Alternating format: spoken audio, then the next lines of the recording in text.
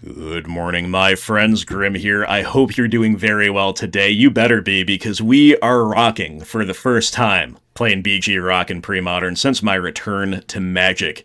So, the old heads may be wondering, why has this not happened yet? Because, of course, the old heads will remember that for a long time, the only thing I did on this channel at all was play BG the Rock and Modern. I literally made over 100 rock videos, probably, before I even tried Jund for the first time. It used to be the one and only thing I did. Now, of course, we're not playing Modern anymore, and we're playing all kinds of decks in Pre-Modern. But finally, we are taking the rock out for a spin. And you know what? We've got one person in particular to thank for this. Everybody, shout out! Big shout out to Chili G, who made an extremely generous donation with the express purpose of saying, thank you for the content, and please play the rock. And I am more than happy to oblige. So, Chili G, you are the man. Thank you so very much. He says that he's a huge fan of the positivity this community can bring, and that WotC might be a greedy corp selling 7 sets a year, power creeping the game out of existence, and universes beyond and all this other stuff, but in the end, it's not about them and how much money they make. It's about us and the fun we have playing this game. So true, my friend. Thank you once again. Thanks to everybody else for being here. Let's do a quick deck tech before we get into some games with good old Rock. Alright guys, a couple structural notes. So, number one, I am not playing with Survival of the Fittest. There are pros and cons to playing with it. I am playing without it for two reasons. Firstly being, it is a budget consideration. I want to bring you all old bordered and under budget for the rental account, and Survival was a very easy cut, because believe me, I had to make a few other cuts to get this under the line as well. So Survival going off the table made it a practical possibility, but also I might not have played with it anyway, even if I had unlimited budget here, because I wanted to test Pure Rock a little bit better, and so this deck is not built around Survival. It doesn't really play cards that are dead without Survival. It is a more pure version of Midrange in that way, and it is definitely not strictly worse. It's kind of like a 50-50 split in terms of how many Rock decks play with or without Survival, so by no means is that suboptimal.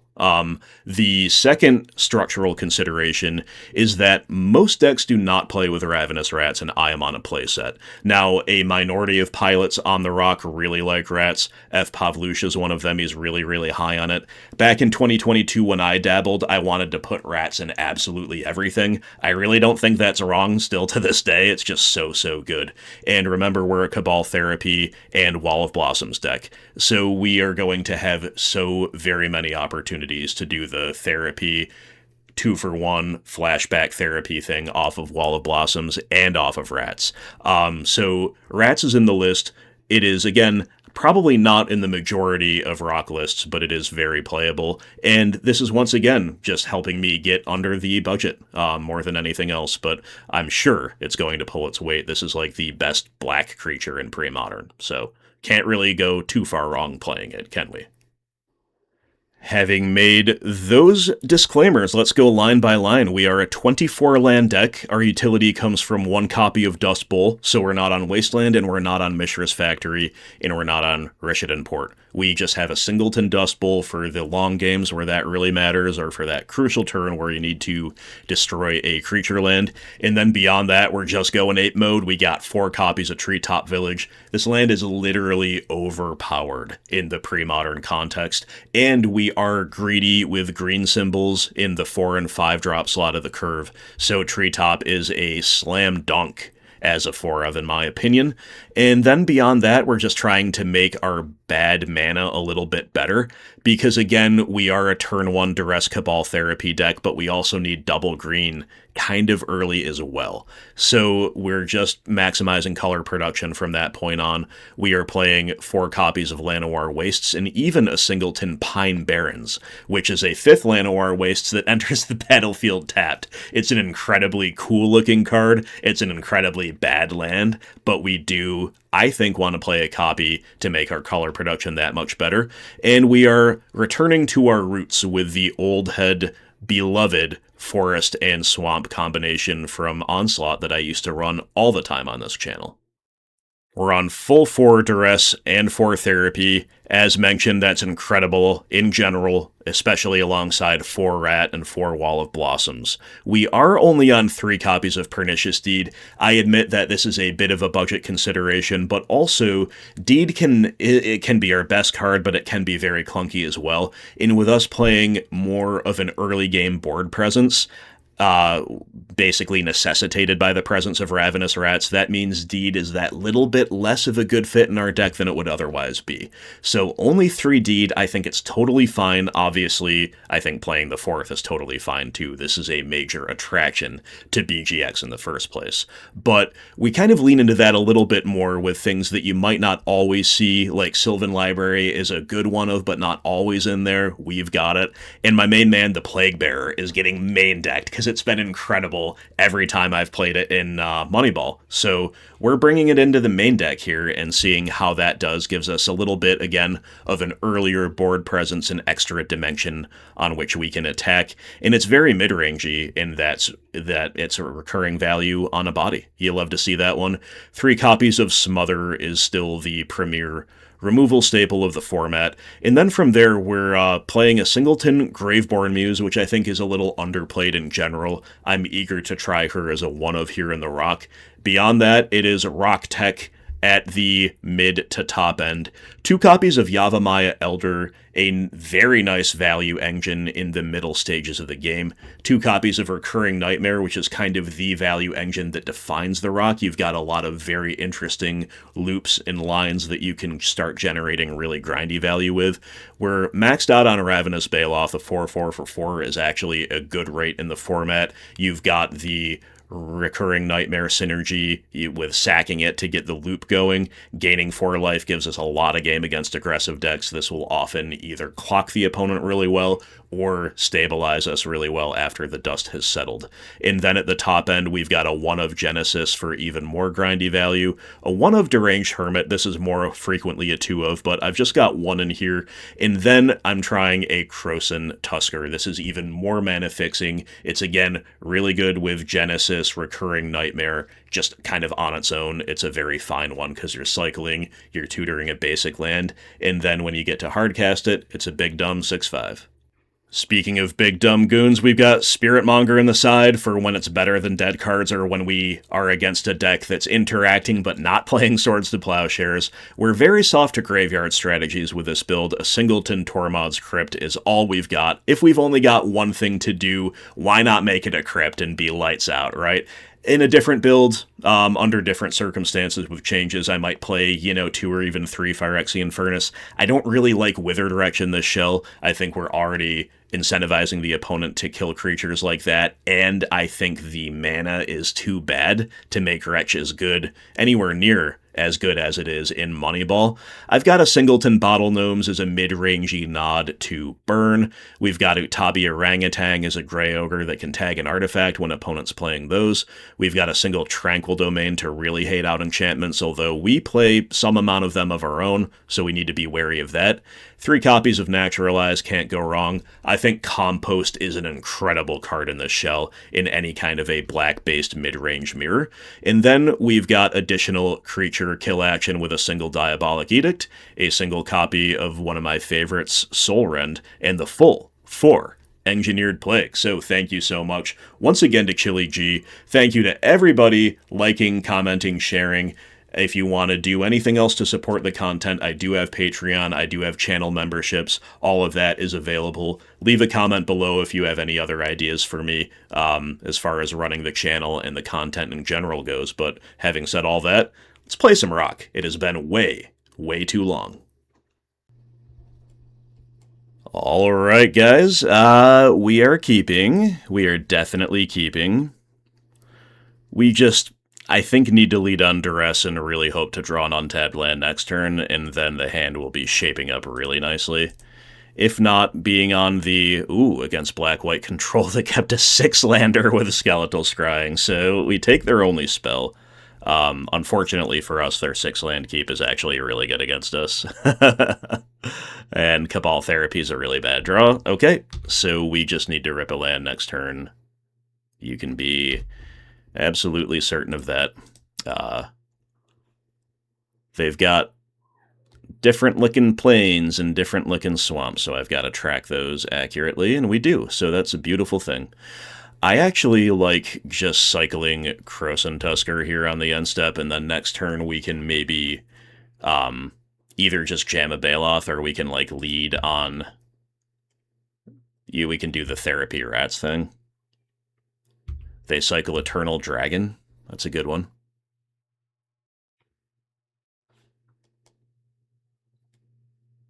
Play the Swamp, and they're morphing an Exalted Angel out, eh? Alright. Well, we might be priced into the Pernicious Deed now, but let's try to see something good with our draws here.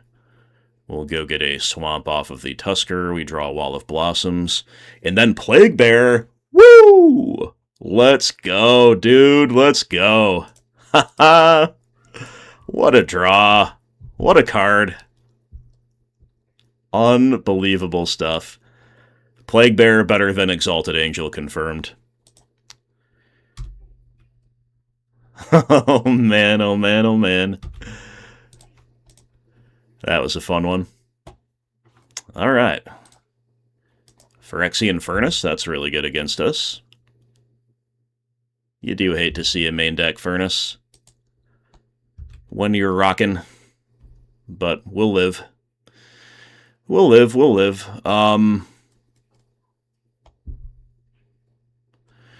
So Baloth here is good. We could go Blossoms into Rats, but like that's playing into our own Pernicious Deed a whole lot. Also, we're a little bit worried about like Wrath of God and various other things. That said, we actually still know they have 3 of their 4 cards in their hand are just lands, right?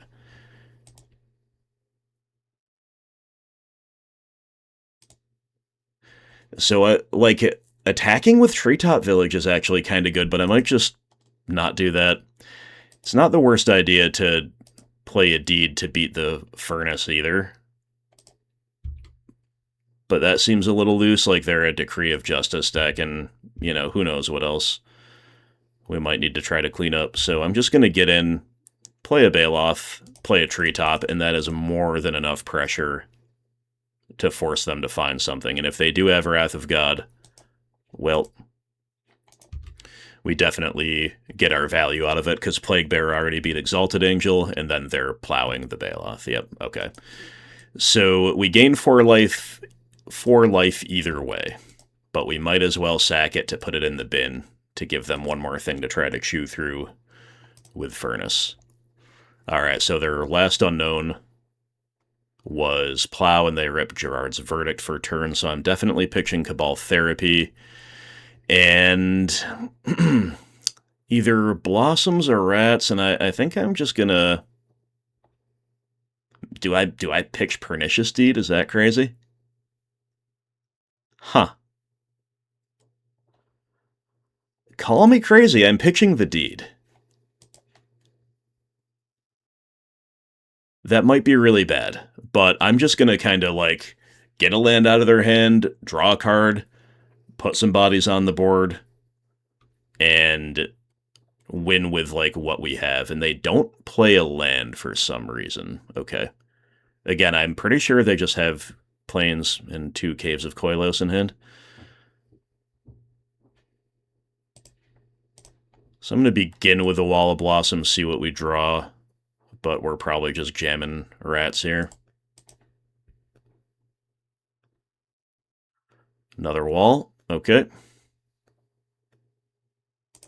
We'll play it. It's a very efficient turn, if nothing else.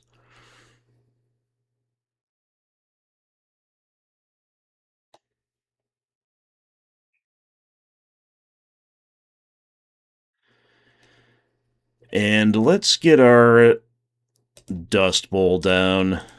In case they rip another Verdict, it's important to decide which land to play there.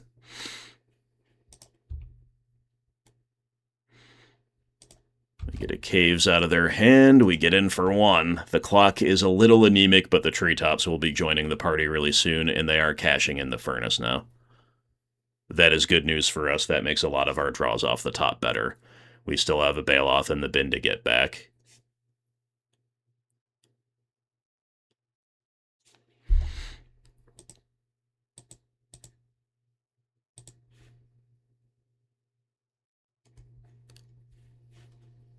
Alright, Plains is out of their hand.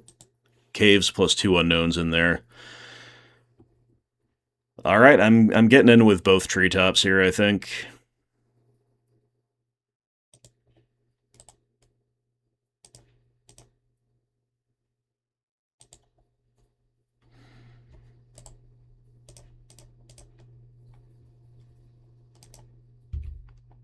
Really not much else we've got going on. I'm definitely afraid of, like, land Exalted Angel hardcast next turn. Ooh, Decree of Justice. Okay. That's definitely a bit scary, too. Plague Bearer can eat one of them, and then maybe the other trades with it.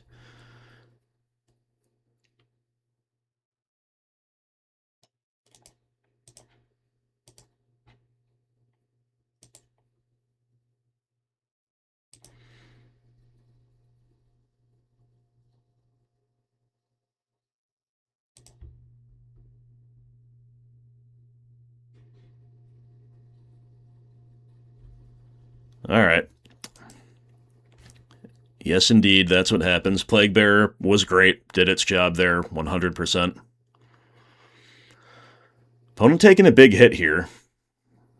Again, Exalted Angel is quite terrifying. But they have not presented a Dust Bowl. Ooh, if they just have Plains in a duress, that's way better for us. Yeah, look at our beautiful Onslaught Swamp, as long as you'd like, my friend. Yeah, so no Exalted Angel is big game. Yeah.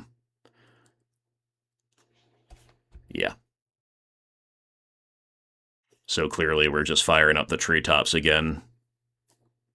Unless we get a hype draw off the top. Wouldn't really call Wall of Blossoms a hype draw, but maybe we should use it. It does mean we're attacking with one fewer ape unless we draw another forest here, and it's just Pernicious Deed, so...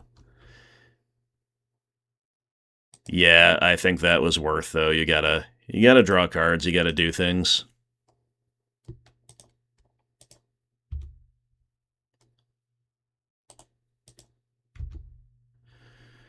And if opponent has nothing whatsoever, they are still dead to rats plus double ape attack next turn. So, I am probably supposed to play the Deed second main phase just to get it in under discard.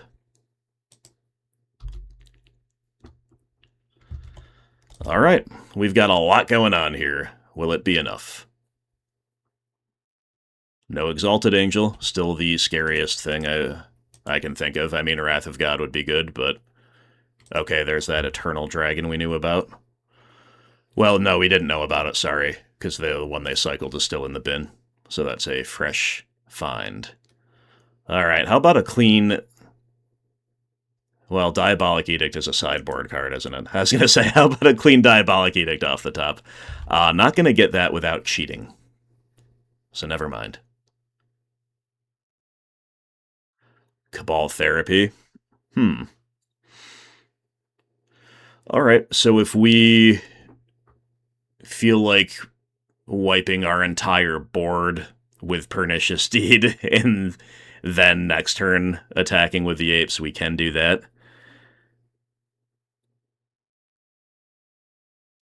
But not if we... Well, yeah, we can still, if we cast Cabal Therapy, do that.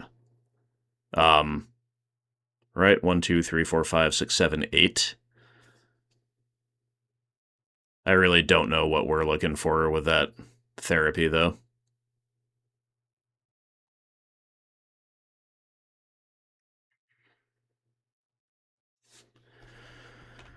I mean, another Eternal Dragon is actually a pretty likely play. A pretty likely thing to have in hand, I guess. It's not that I would... Yeah. I think I'm going to name that. It's not a very typical name at all. Recurring Nightmare. Alright. I don't think I care about that right now, do I? But maybe we just take that while it's a clean take. Sure.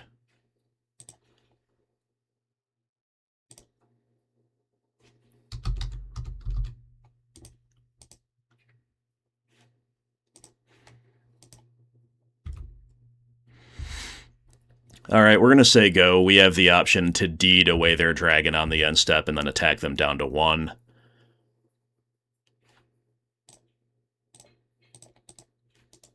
Alright, that's good enough. Cool. We'll take it. Alright, so against black-white control, Compost is going to be our best card, I think. Soul Rend, Diabolic Edict can both come in. I'm going to probably cut all of our smothers here. And like, I think Uktabi Orangutan is fine, just as a body that can tag, like a Stray, Furnace, or Curse Scroll or something like that. Spiritmonger is a little sus against a Plow deck, but it is, like, an okay threat otherwise. I kind of want to play more Duresses than Cabal Therapies. I probably want, like, a few Naturalized style effects, but not go too crazy on those. So let's play one Naturalize. Let's, yeah, most of our stuff is just kind of fine. I'm gonna cut another Therapy and play, like, a second Naturalize or a Spiritmonger. I think Spiritmonger might be the least good of our top-end threats, but I will play one, and I'm going to cut one Ravenous Baloth, because it's not like a life gain match. And it's good pressure, but it's outsized and outclassed by Exalted Angel and Eternal Dragon pretty badly. So I could even consider cutting another one, but I don't really want to play Tormod's Crypt here. I think this is fine. Could maybe bring back a discard spell, but that might be better to be more threat-dense.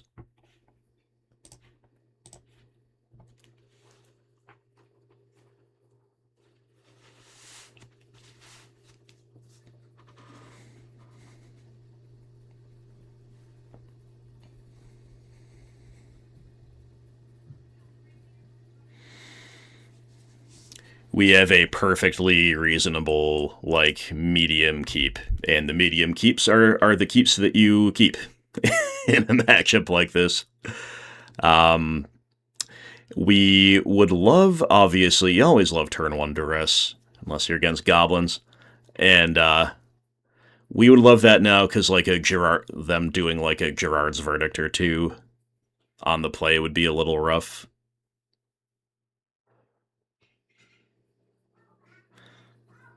So,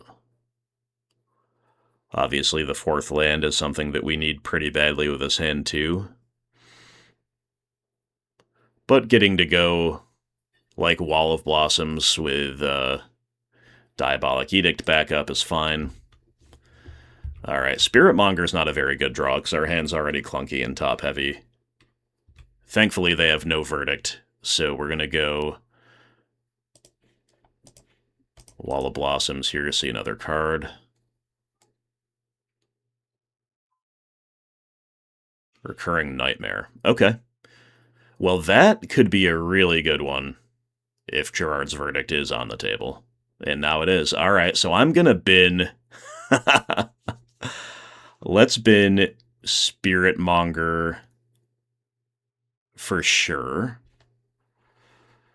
But then do we want to bin Hermit or Baloth?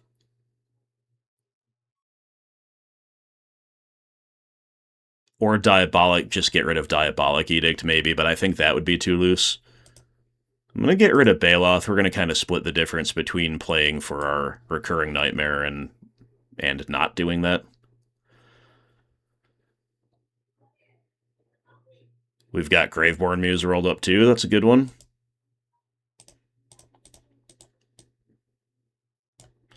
Alright, time to do the Recurring Nightmare thing. Bring back a Spiritmonger, seems really good. Off of a cantripping Wall of Blossoms. So that is a That's a really good value against their 2-for-1 Gerard's Verdict. Where Shield's down against land into Wrath of God, obviously Plow always beats Spiritmonger, but they don't have the Wrath, and they maybe they don't have the Plow, maybe they do, we'll see. But we're untapping at least, and they took away our Recurring Nightmare. Got it. So let's play the land they know about. Let's attack.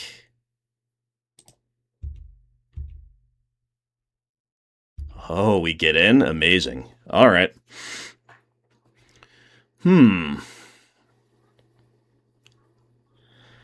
Oh, do we play Graveborn Muse or do we not? I think... Oh, God. I think we have to. If they have Wrath of God, then we're pretty hosed here, right? But against anything else, I think playing Graveborn Muse is correct. So they're going to see a couple new cards. They go Skeletal Scrying. Come on, no white land plus Wrath one time.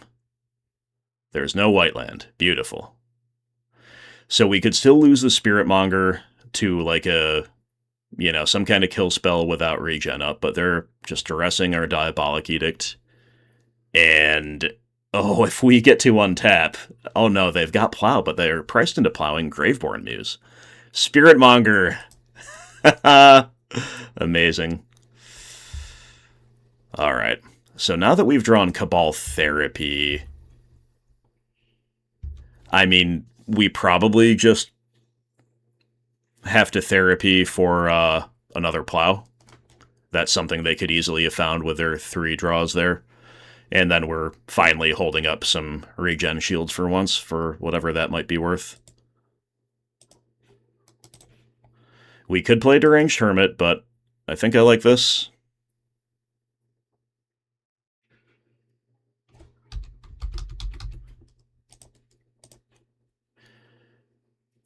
Double Decree of Justice and Skeletal Scrying number 2. Got it, okay.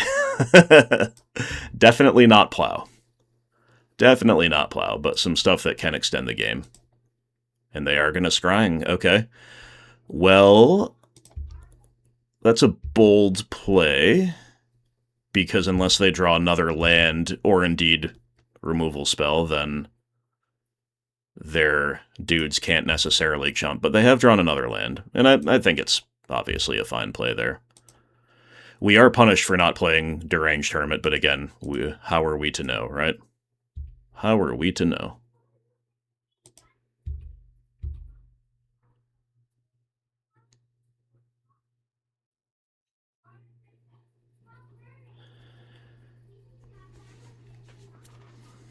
Oh, they found a Plow. Tilt.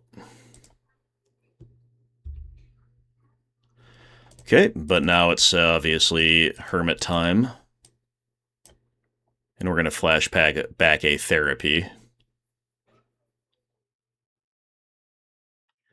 Decree of Justice in response, so we know they have another one. We're probably just supposed to take that. It lines up well against our squirrels, of course.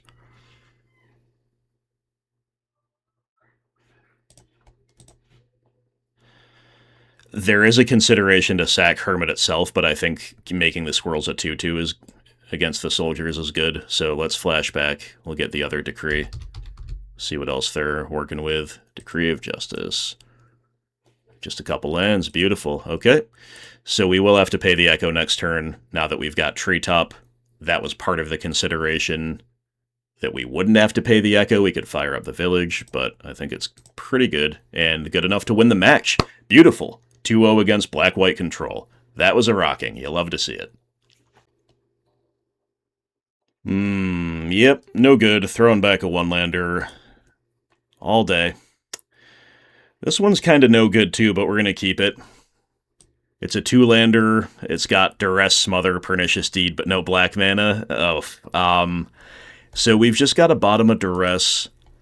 Hope that it lines up around turn 3 or so. After we hopefully unscrew our hand with this Wall of Blossoms. We gotta hope Wall of Blossoms lines up against whatever OP is doing. Turn 1, Plains, Phyrexian Furnace. Okay, So far, not lining up. Not looking likely to line up. Treetop Village, got it. Third land is okay, but of course we do need black.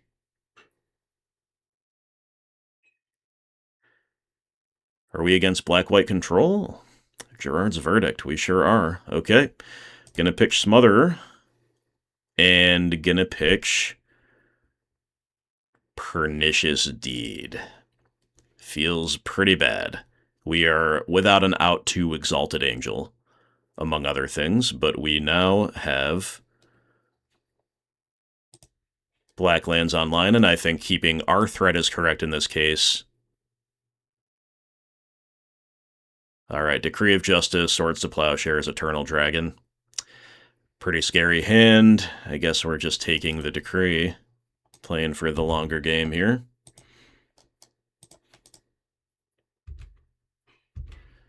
Yeah, definitely rough to mulligan in this matchup and then get hit with the Verdict.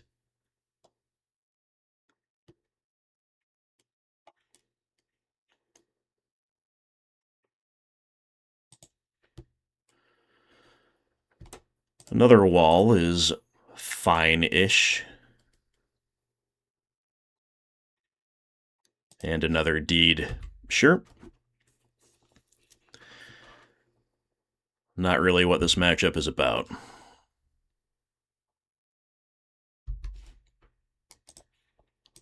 They'll cycle the Eternal Dragon. They will not cash in the Furnace.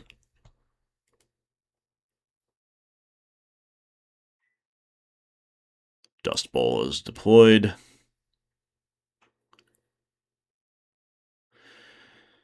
Yeah, I mean, we're just gonna play our big goofy guy out into the plow. Not a whole lot else we can do.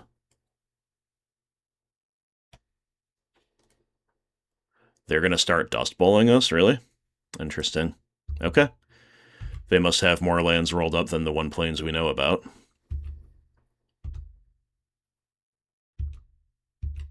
That is surprising, because that's a deck that really values their land drops, but opponent is sequencing quite confidently. I'm sure they know what's up. Ooh, Cabal Therapy is kind of an annoying draw, because we could have used it before we played out the Bailoff, right?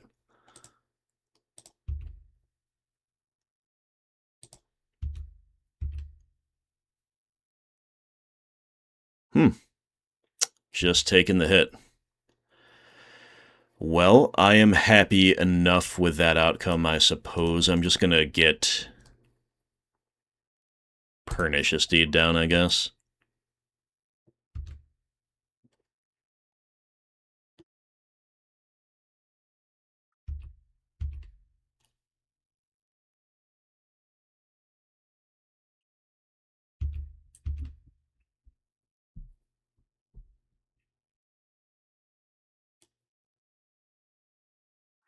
Alright, in this case we're actually going to let the plow hit rather than sacrifice, because with their Furnace online, we might as well make them, if they're considering cashing it in, use it on their own graveyard, right?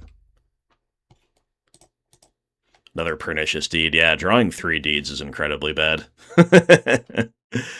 It's incredibly bad in this spot. I'm going to have to Cabal Therapy here. We're looking for, like, Exalted Angel, probably. If they've got a Decree, they might just fire it off in response. I think Exalted Angel is the name, because they would obviously not morph it out into a deed. Double Plow? Alright, well. Interesting. Yeah, before we lose Therapy to Furnace, let's just get the other plows out of there.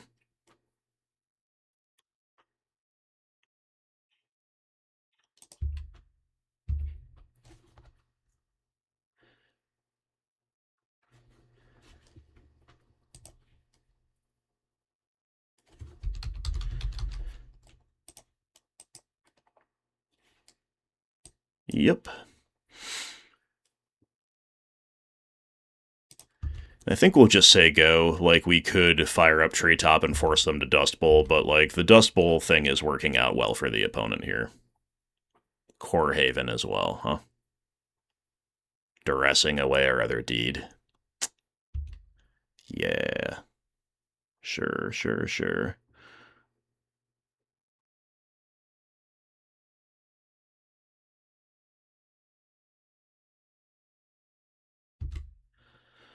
Alright, down goes Treetop Village. We draw a Swamp. I guess we got a Dust Bowl, their Dust Bowl.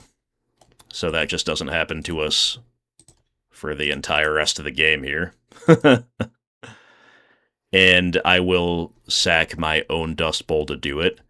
That could be a little loose. Well, maybe. No, I'm going to sack my own Dust Bowl to do it. It could be a little loose if the game goes on for a million years and, like, both players are flooding again, and, like, the opponent has another Dust Bowl or something like that. Or just, like, we want to keep doing more Dust Bowl things in the face of a massive flood, but I don't think that's particularly likely. And there's no need to fire off Deed on their Furnace, like, they're just taking away cards we don't care about. And they are cards that could, like, shield. But yeah, it's like, sooner or later they're going to crack it, and we want to save Deed to sweep up tokens, I guess. And again, to make it so they can't, like, morph out an Exalted Angel. Deranged Hermit, that's an awkward one. One of maybe 2 uncastables in our whole deck in this spot. Krosan Tusker could be cycled, and we've got Genesis. Yeah, and opponent's just going Eternal Dragon for the turn. And they're going to hard cast it next turn, probably. Okay, Ravenous Rats.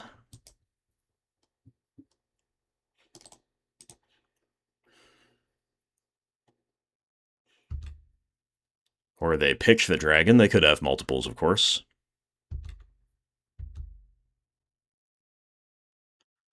On the upkeep. Bringing it back. Just playing the value game. Understood. Okay, but they don't have a 7th land as of yet. So let's try our best to punish them for that with a pretty anemic clock, but we'll add the Baloth to it. We've already beaten 3 Swords to Plowshares. Do they have the 4th? Of course. So that one will sack to itself, because there is no more Furnace on the field. So now, like, a Recurring Nightmare could be good game.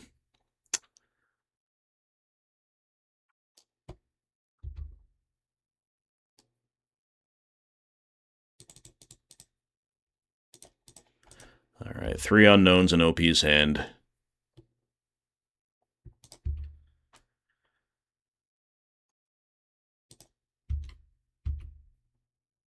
And we do have the land for Deranged Hermit, so let's do it.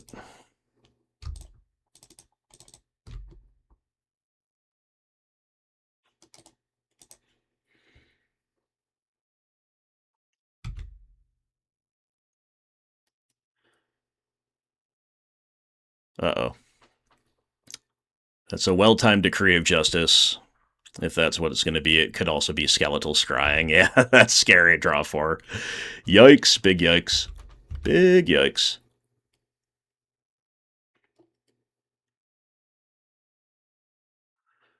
Might just wrath the board and then have a massive advantage. Yep. Sure enough. Okay, any order. I don't think it matters. We do draw a Recurring Nightmare. A little late on that one. Not really late, actually. That's not a correct assessment. It's a good one. Like, we rip Ravenous Rats off the top, or Wall of Blossoms for that matter. We do the Recurring Nightmare thing. We're on the way to rebuilding. But again, against the opponents, like, oh, they're playing Renewed Faith main deck. Interesting.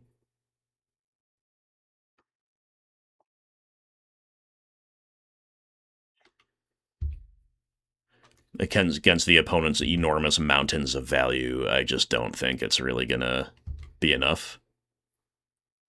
But we do rip Wall of Blossoms, like, instantaneously. That's gotta be pretty good. It's got to be pretty good.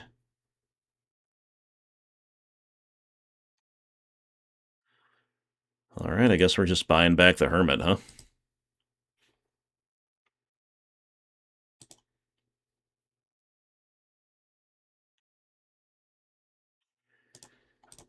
Get Recurring Nightmare back down.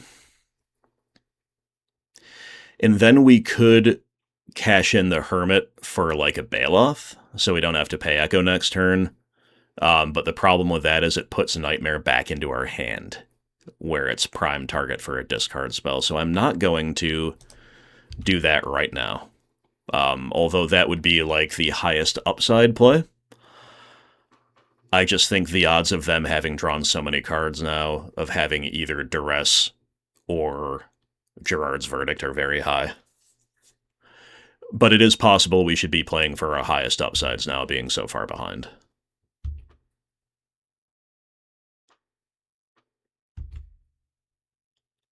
Then again, like, nothing... Rats, Bailoff, or Hermit, none of it lines up well against just a hardcast Eternal Dragon. So...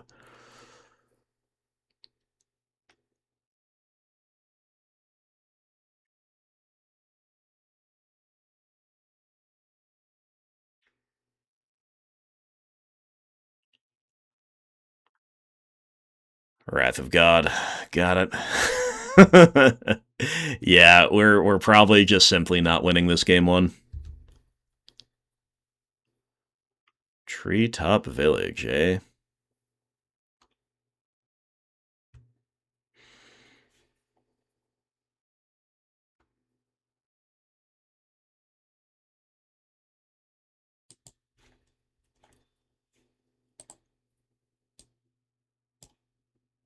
I mean, Village is really good in the matchup, but I think we're probably supposed to do the Rexer thing here.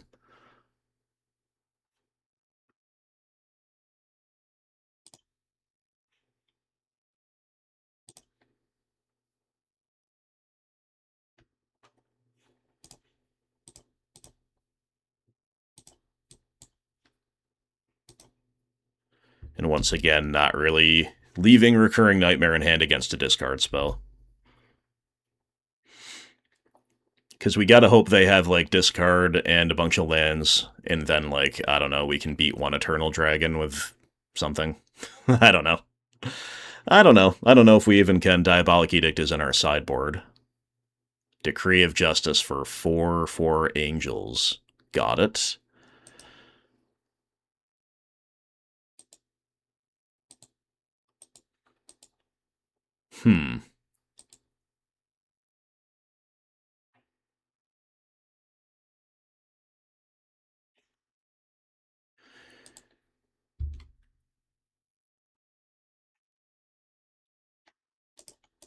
I am gonna pay for Echo, I guess.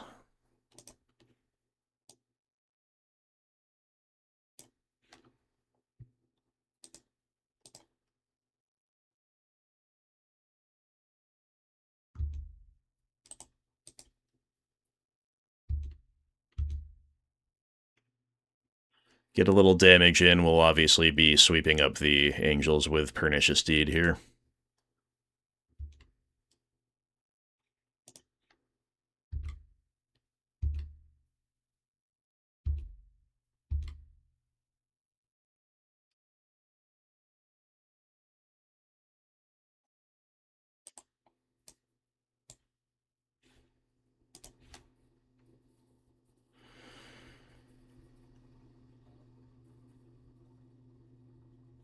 Alright, so now we've got Hermit, Recurring Nightmare on the field, and they're still not playing an Eternal Dragon.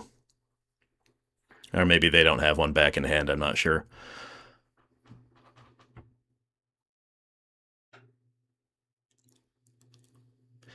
We might just go get Bailoff here.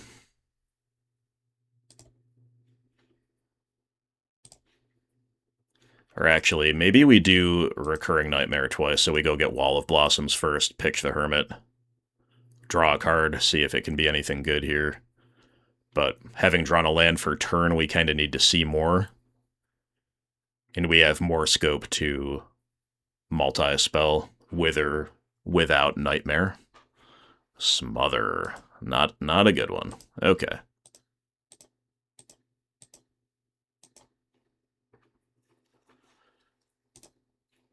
Alright, we'll just get the Hermit back.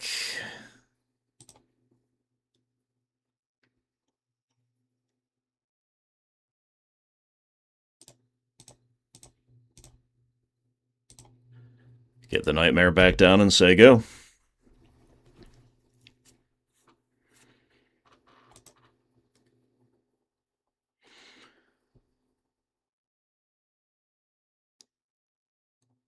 Massive Decree of Justice for the soldier tokens, huh?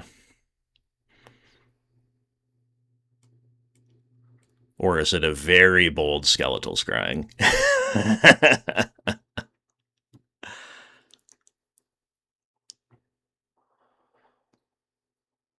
It is a Skeletal Scrying for 7? Whoa. Whoa. And Renewed Faith. Man. Okay. That is an incredible synergy. Oh my gosh. It's all pretty dirtily, but dirtily is really good against us.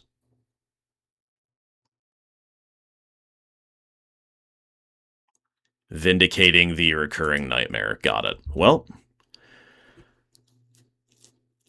that's one way they can handle it without a discard spell for sure. Wrath of God. Yeah. Okay, this is a true... I mean, they had us covered every which way. They had the Verdict, the Gerard's Verdict, and the Wrath of God, and the Vindicate. We've got Cabal Therapy against their 6 cards. I'm giving you the win here. Maybe I should have fired that off for more information, but we know what's up, right? All right. That was very intense. That was very, very intense. I'm just really impressed by the amount of value they put together. But same type of sideboarding you would expect against black-white control. Getting cards like Smother out of here. Going a little lower on the Cabal Therapies of the world. Cut a Ravenous Baloth. Yeah.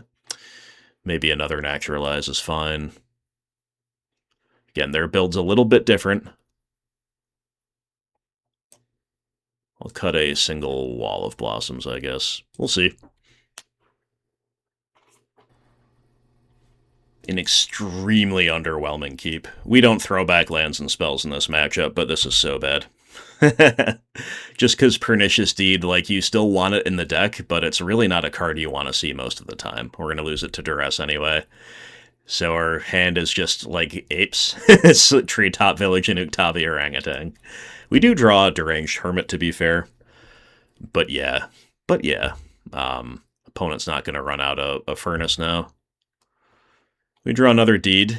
We might as well indeed get that down under permission. We'll play Forest over Swamp. The second green is more valuable than the second black most of the time in this particular shell. And this is a matchup that makes a Deed feel kind of awkward and non-bowy in our deck. It's really not, but this is not really the matchup where it shines. Then again, it's kind of a necessary out to have to a variety of things. All the tokens they make, not least among them, but even, like, late game, lots of lands on the field, cashing it in against an Exalted Angel or whatever. So they get to therapy away Uktabi Orangutan, unless they're going to try to blind name something else they care about more. It is the Orangutan. Treetop Village, you have to avenge your fallen comrade here. And they don't have another play. Okay, 5 cards in hand. They know about the Hermit. We do run the risk of them plowing here and setting us back further from Hermit, but we have to attack, right? We just have to attack.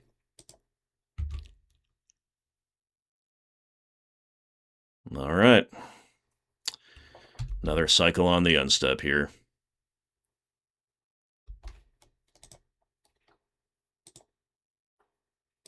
Okay, so there is one plane still in their hand as far as I know. They're starting the Dust Bowl thing. Well, we're just drawing a bunch of lands, so have at it. They're all basics for that matter.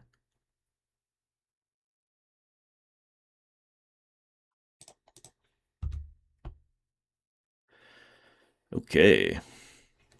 I believe they know about our third swamp and not the third forest, so even though the third forest is better, I'm going to play the third swamp.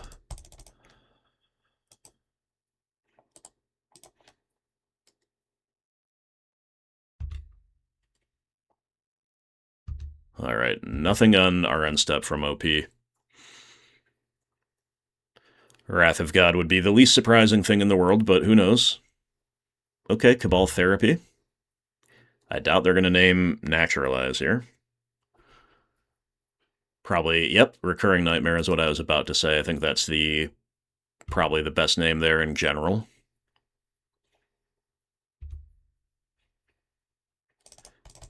We will indeed pay for Echo. Play the land they know about and get in.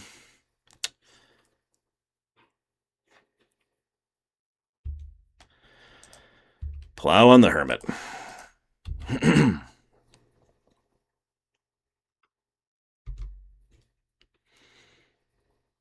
They're bringing back a dragon on their upkeep. Yeah, I mean, we need help. We definitely need help. We've got pressure, but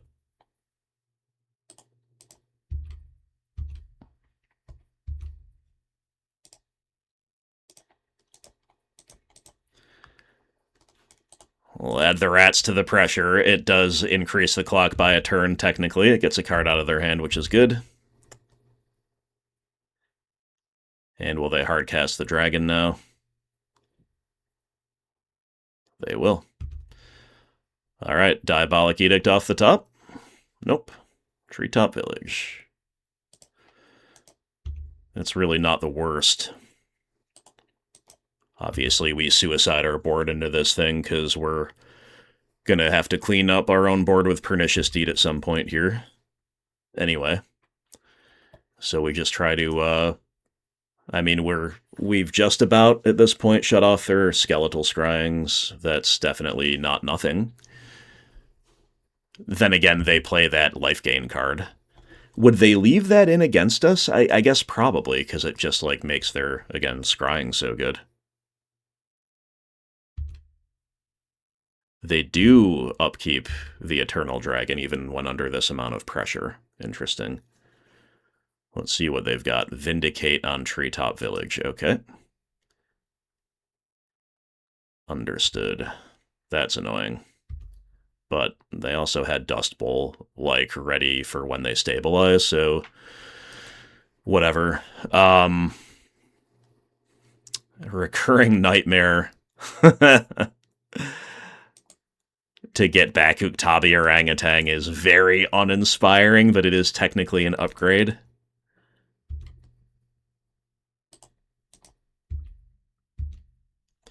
We could just, like, if they block the rats, we could get that back, but they don't.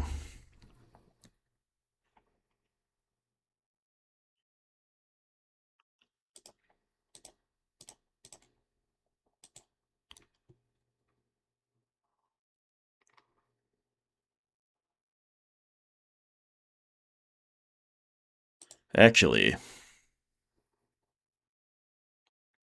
what if we do this twice?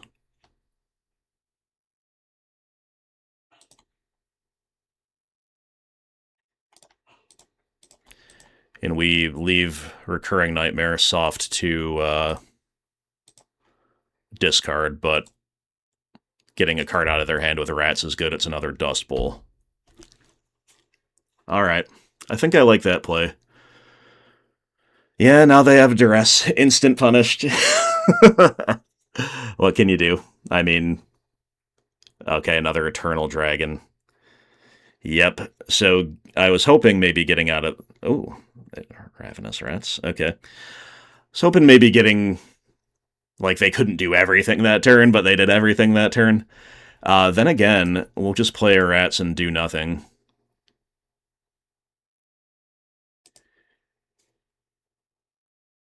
I guess, because if they have nothing off the top, they're dead on board.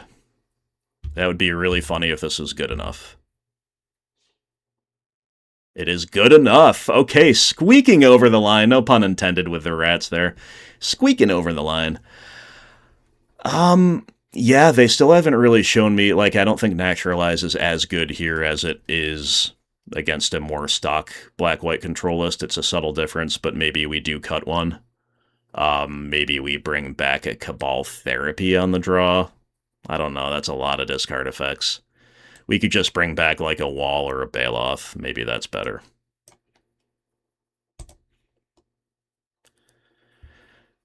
I still don't really like Tormod Script against this deck. I could be wrong. Maybe it's just a one of it's a fine effect.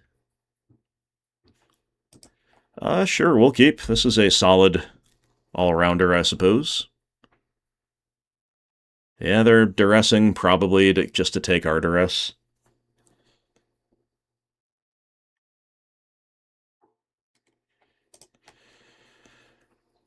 Okay. Llanowar Wastes is not a bad draw by any means. Phyrexian Furnace is online. We'll get the Plague Bearer down. I'm grateful there was no Gerard's Verdict.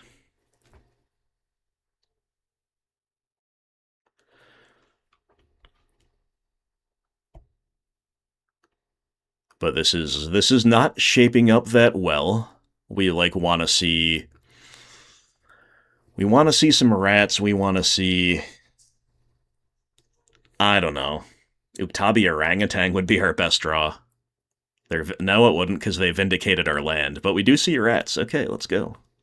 Let's go. That's good under the circumstances, for sure.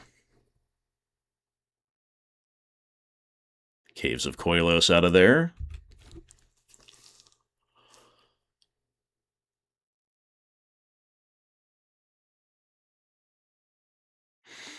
All right, OP. I mean, the fact that they spend Vindicate on a land, that could work to our advantage in the long run. Oh boy. Oh boy, Gerard's Verdict. Oh, that is so bad. That is so, so bad.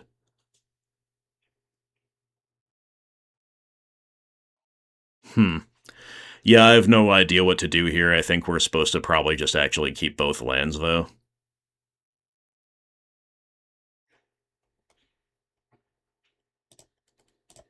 Trust in our deck to provide.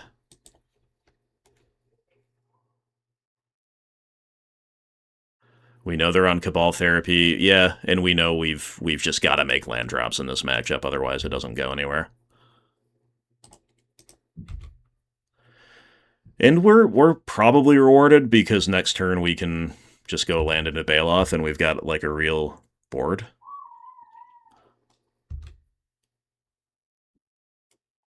Another Bailoff in the back pocket, I'll take that.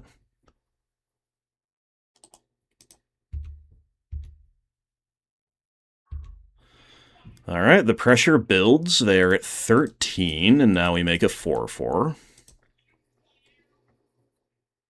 They only have 2 cards in hand. They can cash in the Furnace, but if they're forced to, then we are... Alright. Yeah, they do have a Plow they were disciplined with.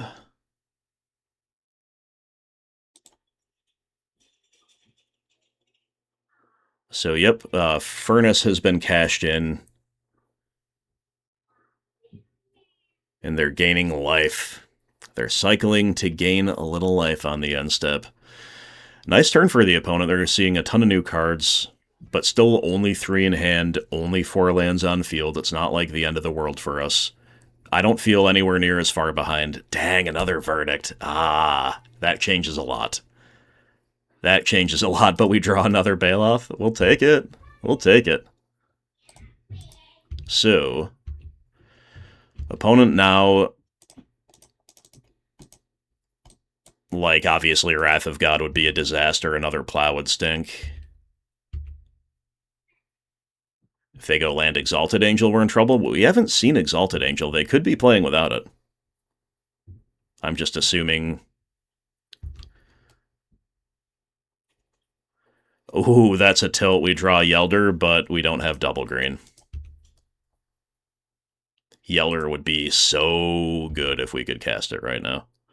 But the opponent is dead on board. So what are they going to draw, and will it be good enough? They go land. Plaguebearer can beat their tokens if they have that, and that's enough. A close one against black-white control, but we get there again. Good times. I mean, this is definitely a rock opener. We get to lead on Treetop, we get to go Rats or Wall of Blossoms T2, depending on the matchup. No matter which one we do, we get to fire off Cabal Therapy and the second one next time. So we are against Island Pass. I guess that means we want the Ravenous Rats. We want to pressure, we want to deplete, and we hopefully don't get dazed. Force Spike? Well, I should have said hopefully we don't get Force Spiked. Oh, that's an incredible one. We're off to the races now. Good luck, have fun is right. When you're packing Force Spike, I mean, psh.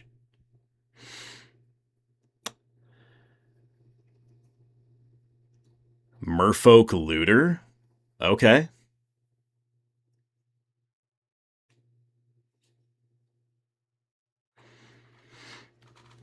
I wish I knew what we were up against, but I think, like, casting Cabal Therapy for Gush is fine here. Whatever they're on, it could be Merfolk itself, it could be some kind of madness or something else, something tempo-oriented. Either way, I think naming Gush is live, and then we'll see what's up.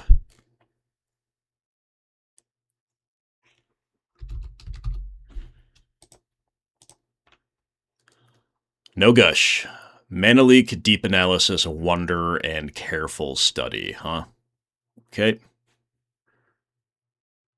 I don't really care that much about most of those cards, but maybe we just kind of, like, play Wall and then flash back to take Mana Leak. Think that's fine. Should probably have played Llanowar Wastes there, but I don't think it matters. Krosan Tusker. Sure, I'm actually just going to get rid of the Mana Leak. It's going to be live for them for a very long time.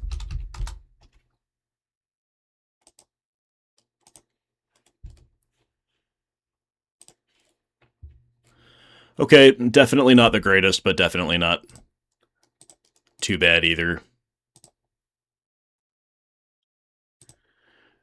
So we didn't take Careful Study because they already have a loot effect on field, and we want them to go through card disadvantage in order to get their Wonder and Deep Analysis in there, and those are obviously bad takes in and of themselves. Okay, so I guess it is just kind of blue-green madness because they go Treetop Village. Yelder is a good draw here. Yeah, I like that one a lot.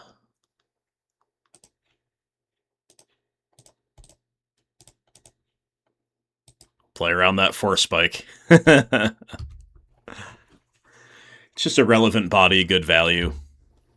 Lots of different use cases here. So opponent has refueled with 3 unknowns in hand, 2 now that they've played an island, and they go island into Careful Study? Okay. They probably have a Madness play lined up then.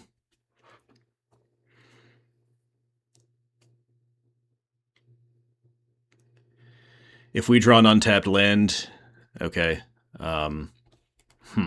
So they loot away another Careful Study and a Deep Analysis, and they're just kind of playing that game. I thought we would see a Madness creature come down for sure there. Will Merfolk Looter get spicy with an attack? It will not. Alright.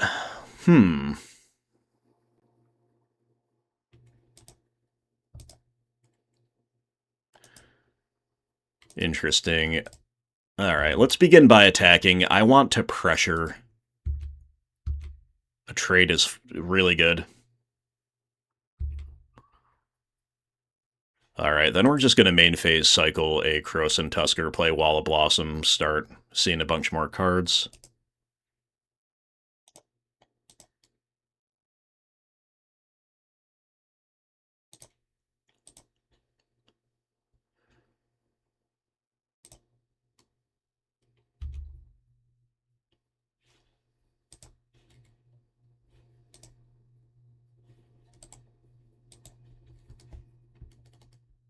Ooh, but we draw Duress, huh?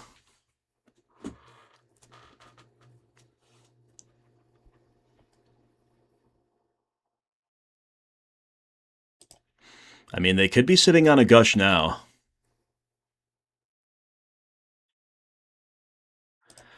Yeah, I think now's a good time. Now's a good time. They're tapped out from counter magic. It could whiff easily. They could maybe get a little loot value in response. They will loot in response. But this is still a good time to use it. Alright, Circular Logic. That's fine. But they don't cast it. They just loot it away. Alright, Wild Mongrel, Coast Looter, number 2. Got it.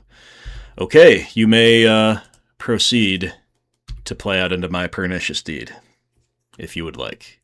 That you don't know about, so you probably will. It's definitely what the hand tells them to do. I'm not saying it would be wrong by any means, but they're taking it a little slow with another deep analysis. I think that's obviously good as well.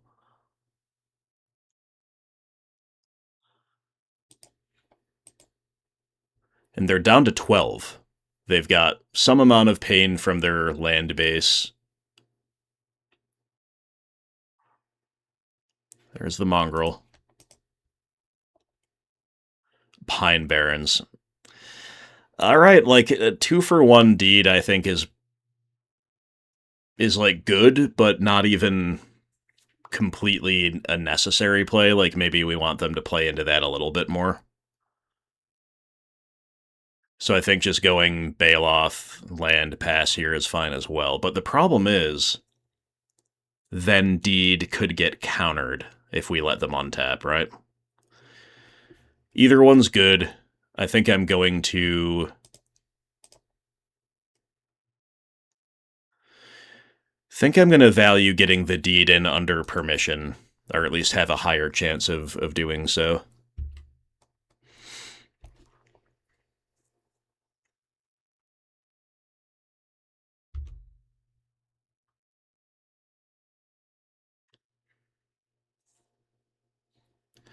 Alright, so now that we have the Deed down,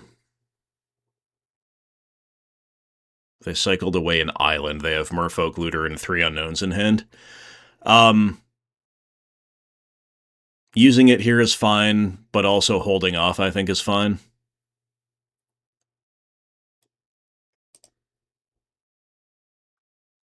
I'm going to use it. I think we have enough pressure to warrant this. But you could definitely play it either way.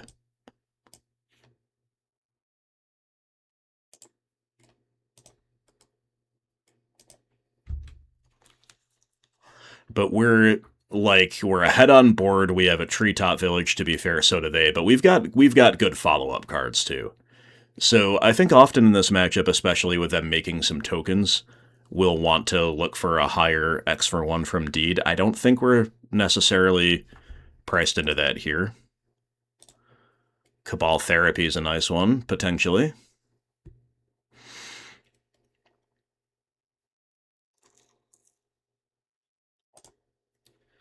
Let's lead off on a Wall of Blossoms. I don't think that we probably won't play Baloth this turn, which is fine, but we'll see what happens here. We got another one? Okay. We could just jam one more freely now. But no, I kind of like using Therapy while they're tapped out. Maybe just beginning with a Gush again.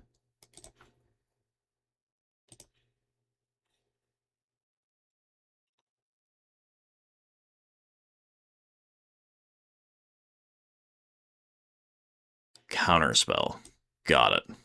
Okay. So now our Yelder attack is live. And our Treetop attack is live, so that's a pretty good outcome.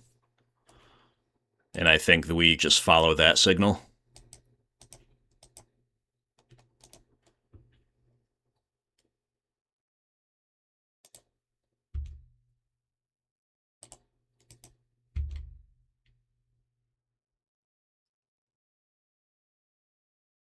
They're trading Merfolk Looter. Obviously, that's an incredible outcome for us. We get to pick a couple lands out of the deck. And probably Flashback Therapy, just naming Gush. See if we can get it out of there in response. I mean, they will respond, but we'll do that on our own terms, and then we can name something else. I'm just going to go for Gush. It's the card that rebuilds them the best. Mana Leak, Basking Rootwalla. Okay.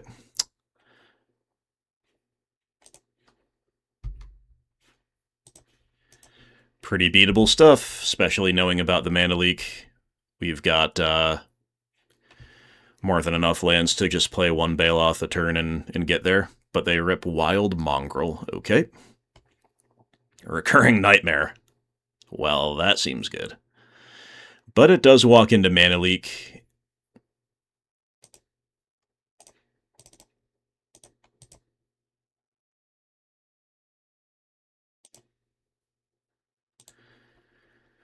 So for now, we just play a Baloth, and I guess say go.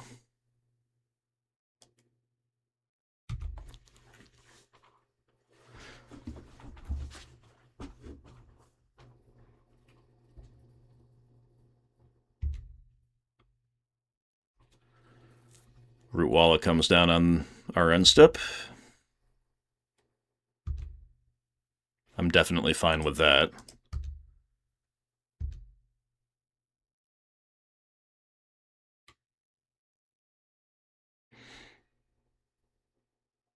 Ooh, Frantic Search. Interesting one.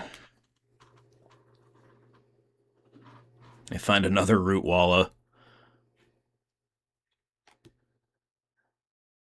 And they pitch Force Spike as well, just still got their Mana Leak in hand.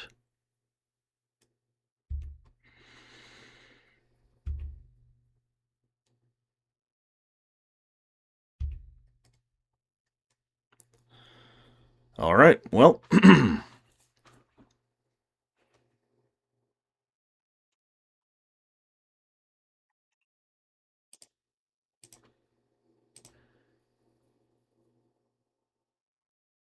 think we're supposed to begin chewing through the board here.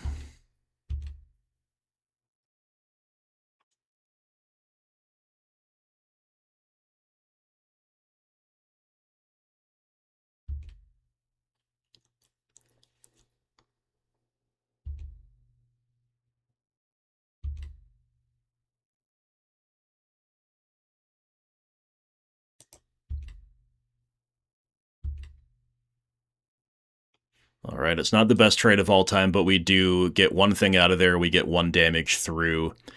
And now they still, of course, have Mana Leak held up, but we can either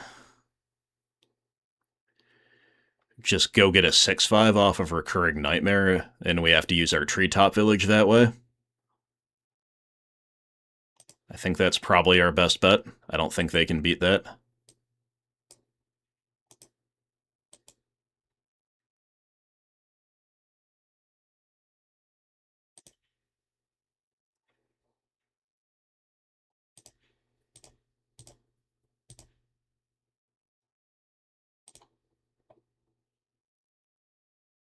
There's, of course, so many different ways we could play this now, but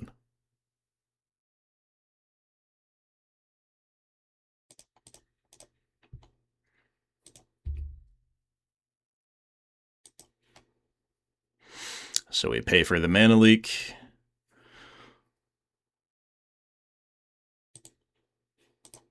Get back a Krosan Tusker. And, like, actually, like, doing this exact thing, but with no Baloth attack, would arguably have been better, but hard to see losing from here, no matter how we sequence. And, of course, like I said, getting back like looping Yelder. There's so many different ways to do it. But the 6/5 just kind of, I think, rewards us for taking a chumper off the field last turn, and is the Arrogant Worm. Whoa, okay. Well, that's like the perfect top deck. I was going to say the 6/5 also outsizes their very big finds, and that's one of them. Yikes. Big yikes. But we do just get to, like, play 2 Bailoffs after this. Yeah, that's pretty good. Yep. We'll take the 2 for 1. Oh, no. Yeah, not a 2 for 1. Duh.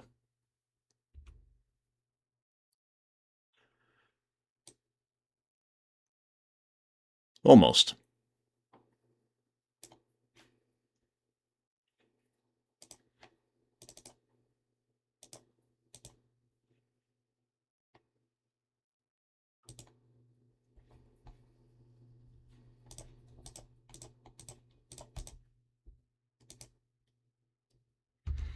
All right, the beef is well and truly on.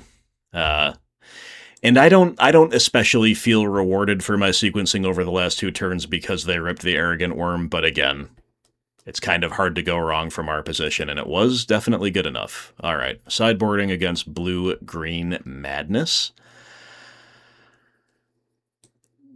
I'm going to play Diabolic Edict.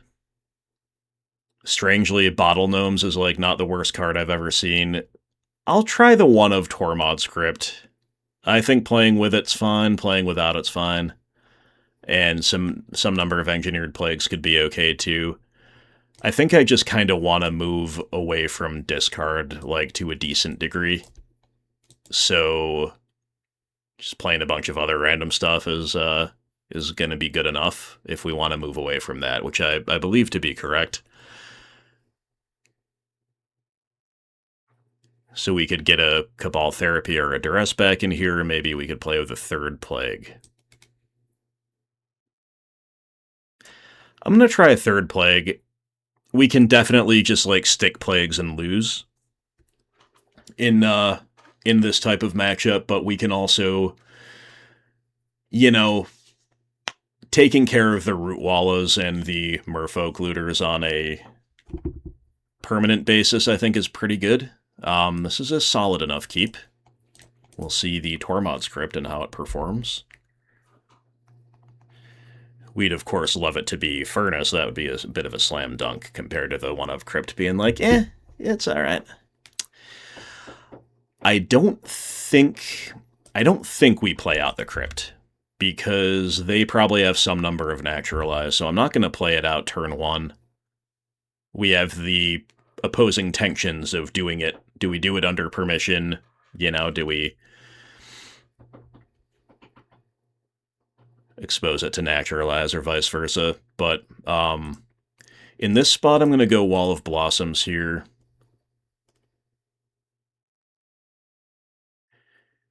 And we have Sylvan Library rolled up. Okay.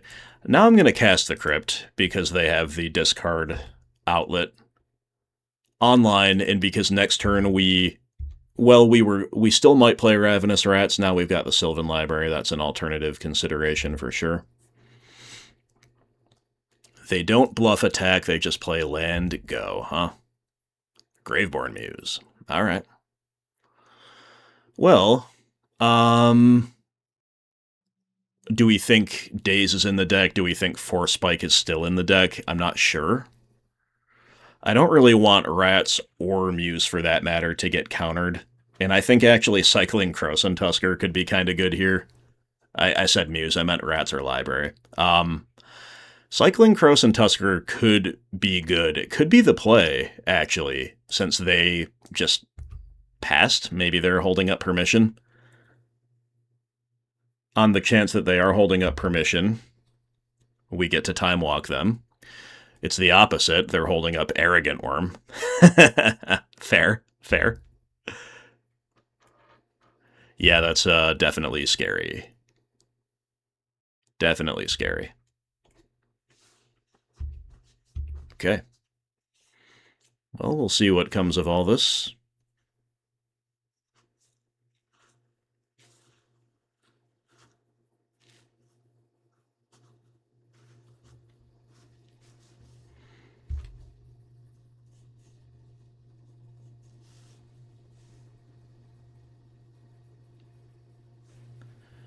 They got Roar the Worm in the bin. They're not going to be able to flash it back this turn, so we're going to have to crypt them before they untap at the very least, but they do get deep analysis value.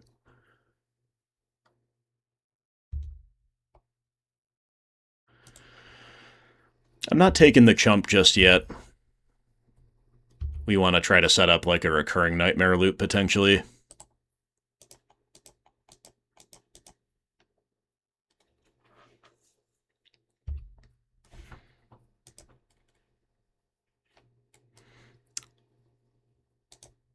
Get a forest. Draw a card. It's another land. Pernicious Deed. Yeah, that seems good. We could go like, yeah, we could just go land into Deed and try to sweep up the whole board next turn. And then we don't have to use Tormod's Crypt because they don't want to play out into the Deed. I think that's our best bet.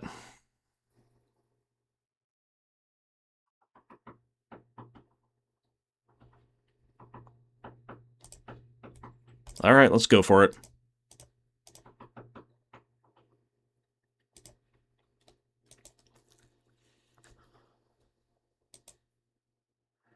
That allows us to snap off the chump block with Wall of Blossoms. Ah, well, this is all... Ooh, did I? I don't think I... Did I just one...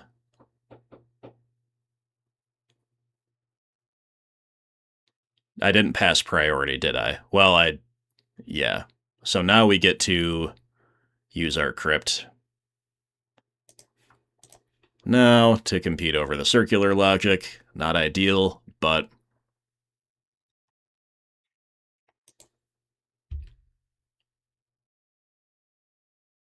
Now if they want to, like, dump out another couple cards with Wild Mongrel, that really just kind of empties their hand.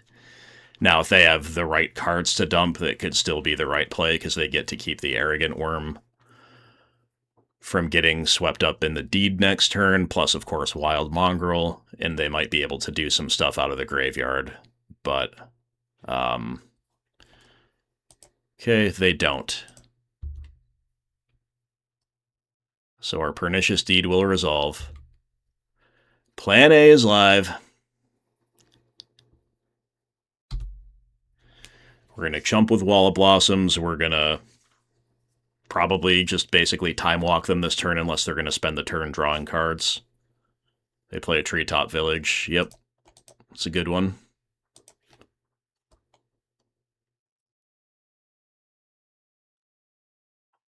Oh, they got Naturalize. Okay, fair enough. Fair enough, fair enough. So with 2 cards in their hand...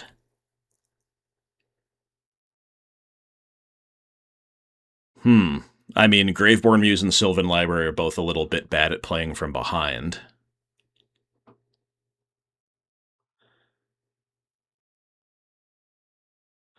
They look like they're holding up a counterspell. That's a counterspell if I've ever seen one. You know, they could just be bluffing, but I think that's what they have. So I'm going to lead on Sylvan Library to bait out the counterspell, then we'll Rats to get the last card out of their hand and try to take it from there, I guess. And if Library resolves, then maybe we'll play an untapped land.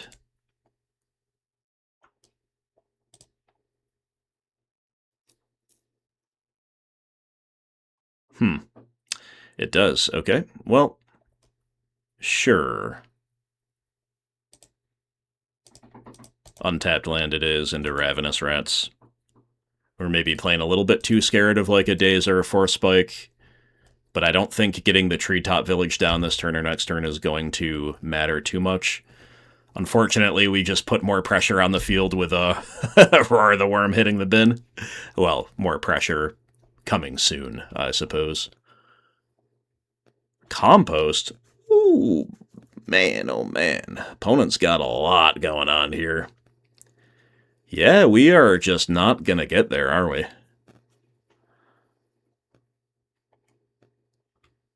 I guess we don't block. We don't want to give them a card with compost.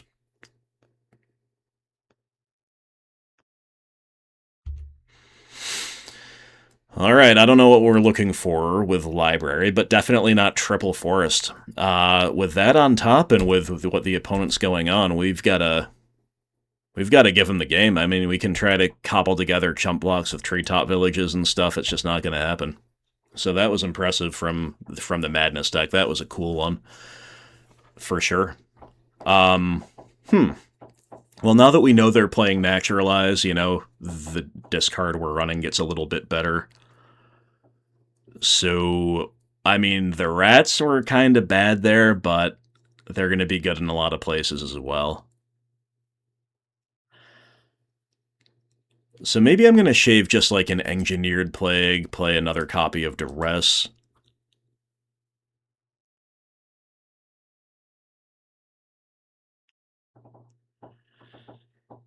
Spirit Monger is still probably a little unnecessary, fairly clunky.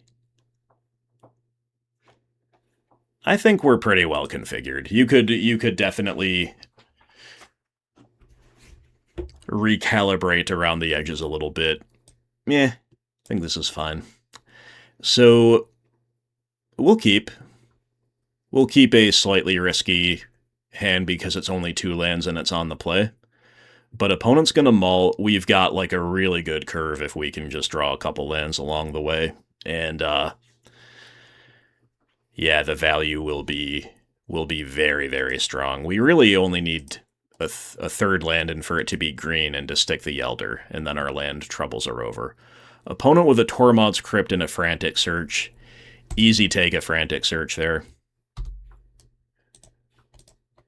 For the same reason I'm kind of medium on us bringing in Crypt against them, I'm kind of medium on them playing Crypt against us. Often I won't really care that much. And we do have the third land. They're awkward treetops, so we're not curving out like we want to be. But then again, we might not really want to play the Ravenous Rats anytime soon. They go Coast into Mongrel, 2 unknowns in hand. Ooh. Yeah, third land. I think I'm just gonna get the Yelder down here.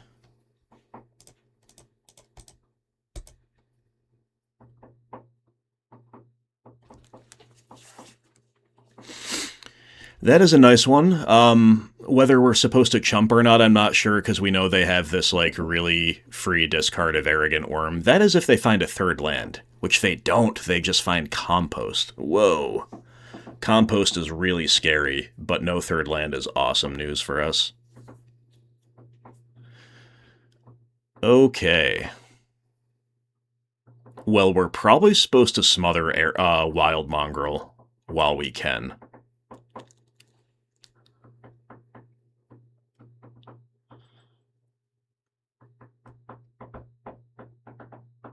They draw a card off of Compost, though.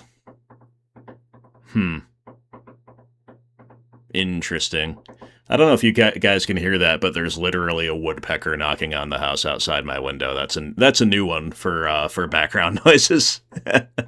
That's definitely a new one. So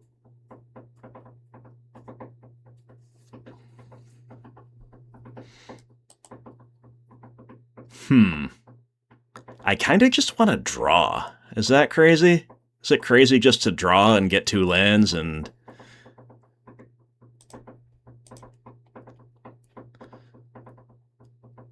I'm doing it.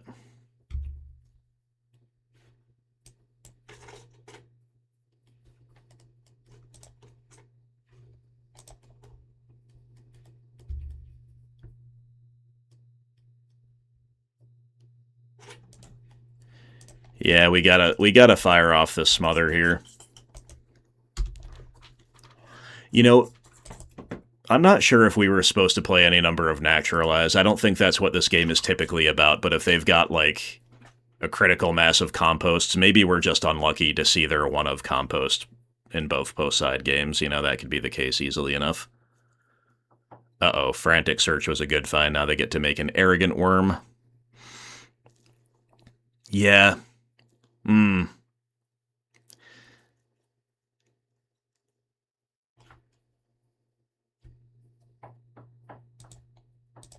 Interesting, interesting.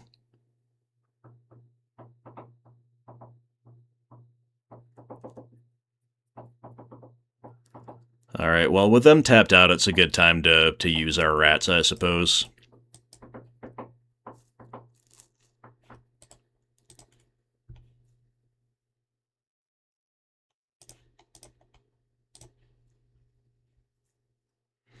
They pitch Island, and they pitch...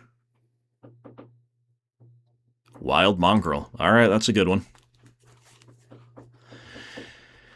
So now we got a couple bodies there to race, and we just have to outgrind the compost here.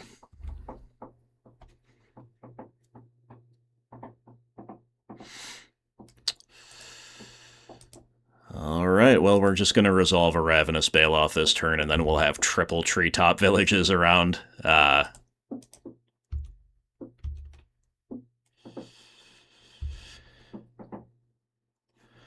Hopefully no mana leak.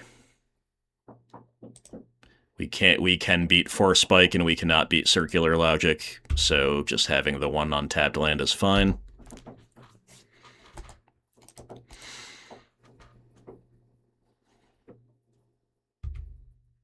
Alright, well, opponent, they're going to have to start playing defense, it appears. Pretty cool.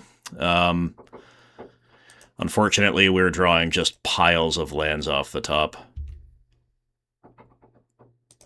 That's pretty frustrating because we are in a spot where we could be really taking advantage of all of the depletion.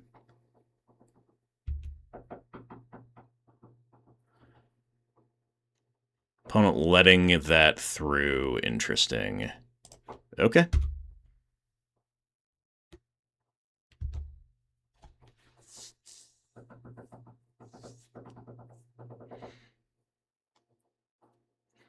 Alright, I don't think they're going to let it through again. Let's lead off on a Wall of Blossoms.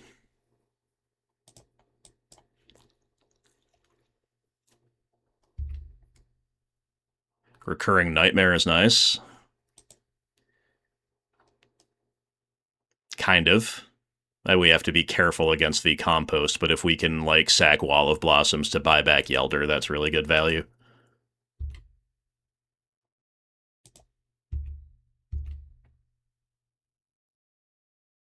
Still no block on the Baloth, huh? I mean, I think I read them for, like, not very much in that case. But, again, they are just kind of dead on board. And that's enough. Alright, so the proactive pressure in Treetop Village, lining up the kill. Interesting game. Close one, but we get there. Oh yeah, we love these keeps, guys. We love the Duress Opener. We love having just Swamp Forest if we only have 2 lands. Like, it feels so clean and so good. Of course, we love Wall of Blossoms to be able to dig us toward that 3rd land and beyond. So, Duress U, Sylvan Library, and Opposition. Very, very cool, but we'll just take Library and plan to hit Opposition before it comes down. Probably on our turn 3. So they go Forest, Birds of Paradise. We got Ravenous Rats, which is a good one as well.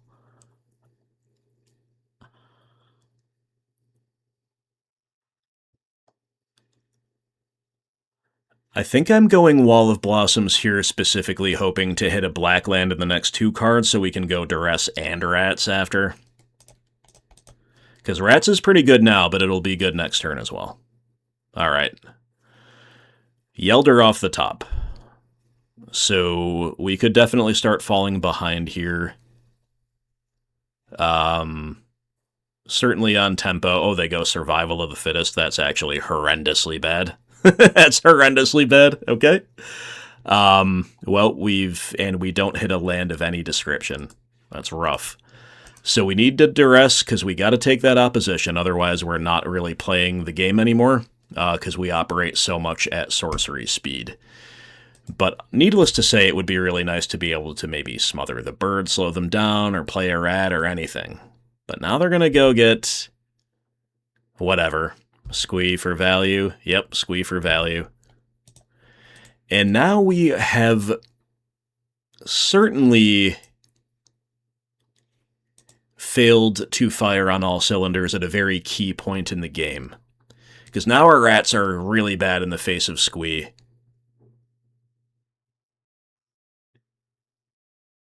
And now our smother doesn't matter in the face of all that, and we still can't draw a land anyway. Oh boy. Well, as you can see, our deck has all the tools to tangle with the opponent, but we're just not able to get there sometimes with keeping a two-lander. I think it was a good keep. It didn't pan out.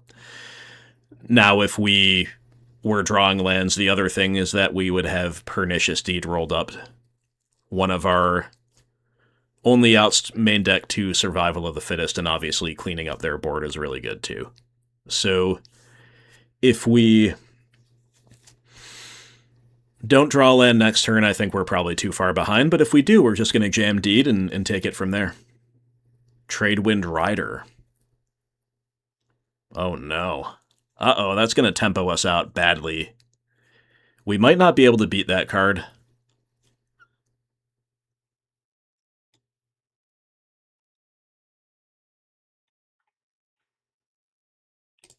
Alright, well, we got the third land. I think it's too little too late.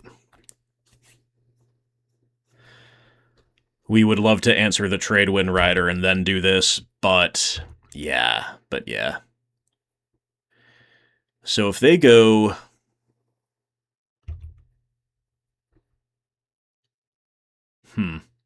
Yeah, in retrospect, smothering, like, Wall of Roots, I guess, over playing the rats would have been better, but we can start trying to play that game now, I guess. They're going to be priced into bouncing the Deed here, I suppose.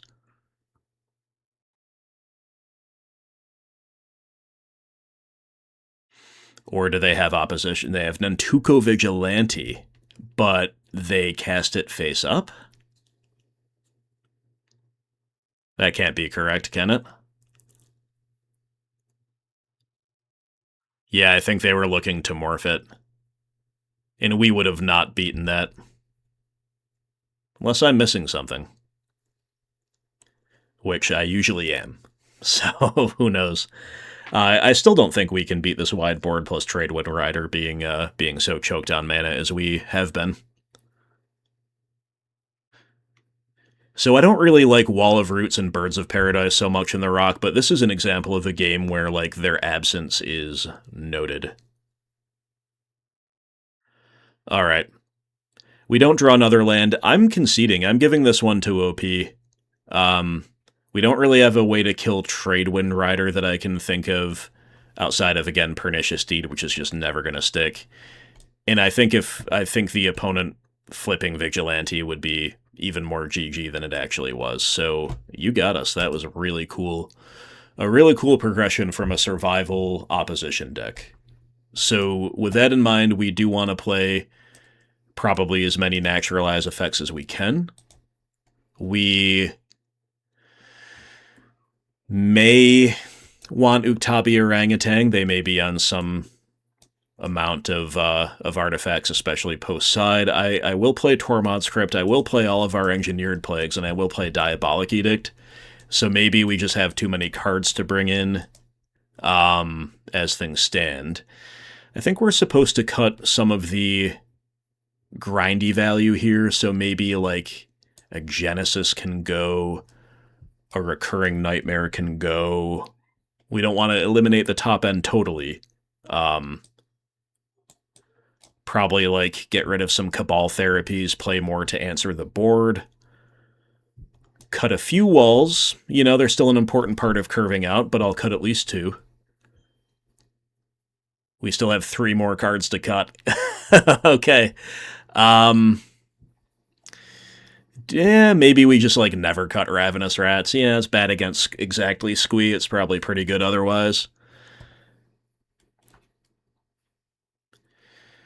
I don't want to go below 5 discard spells, so let us cut Deranged Hermit, Ravenous Baloth, and a Yavimaya Elder. We are cutting away a lot of the grindy value, a lot of the clunky stuff, and we're going after them in a leaner, meaner, more interactive way. This is a Naturalize hand. It is a keep. We've got Sylvan Library, which should be really good as well.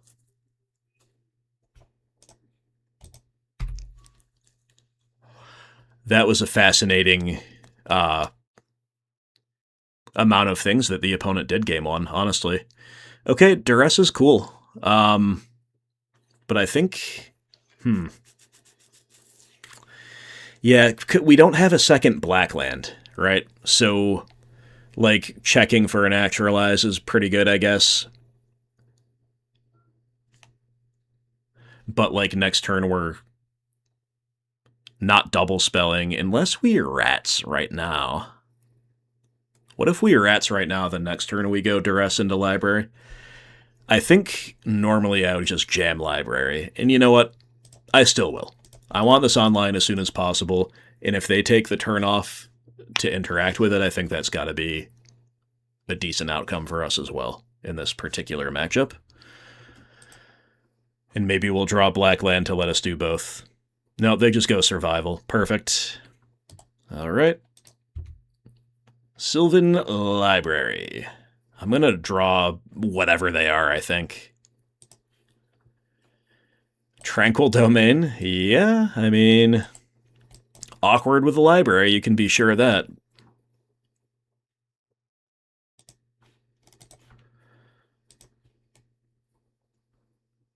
Duress you, take Gaia's Blessing, and... Naturalize your Survival Pest to you. Okay, so...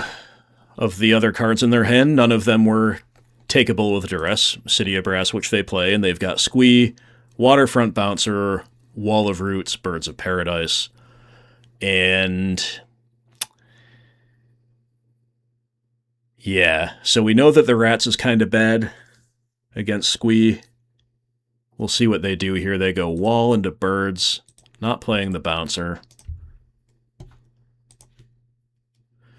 Pernicious Deed, huh? It's not a bad one.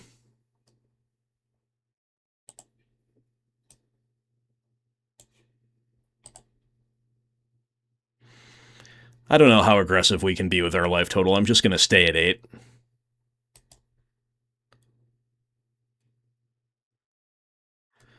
And honestly, like, the Dust Bowl is kind of a good play here. Dust Bowl on Yavimaya Coast, but then again against Mana Dorks, like, no, it just kind of isn't. It just kind of isn't. So I'm going to just get a Deed down and try to play a little bit of, like, a stalemate type of game with them.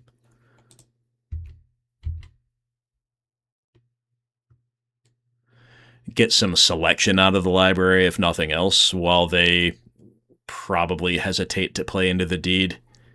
If they find a Naturalize, we can at least kill the birds in response right now. So now that they don't have another land drop, now the Dust Bowl plan is looking better. Duress, huh? Alright, we'll keep that in hand. I don't know that we're going to use it, but we'll keep it in hand. Yeah, I think I'm supposed to start Dust Bowling them out of the game here.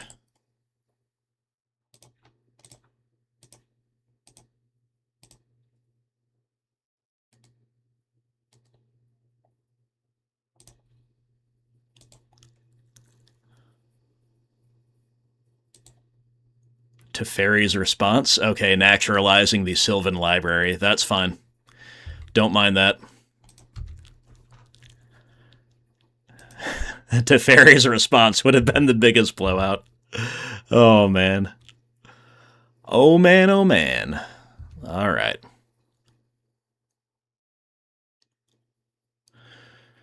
So, I think now Duress is okay. Right?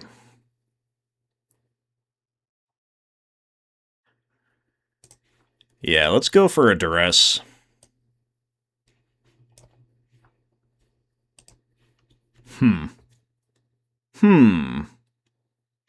Yeah, I'm kind of tanking over this one a little bit, but I'm going for it. I think it's gonna whiff. I think it's more likely to whiff than probably anything else. Yeah, okay, Mystic Snake, Kyrian Ranger, got it.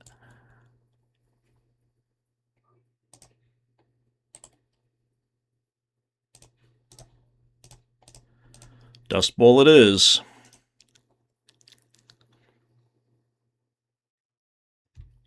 If we were going to Dust Bowl and go shields down completely on the deed, I think we kind of had to use the Duress there, had to check their hand.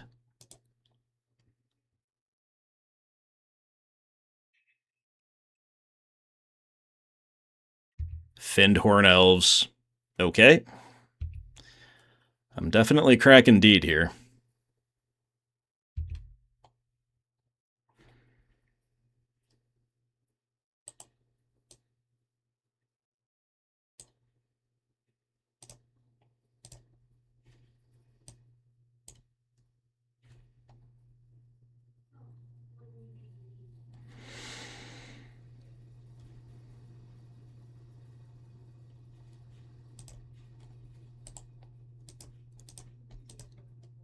And Rats is pretty poor for the foreseeable against Squee, so we're just gonna begin the race with Treetop Village.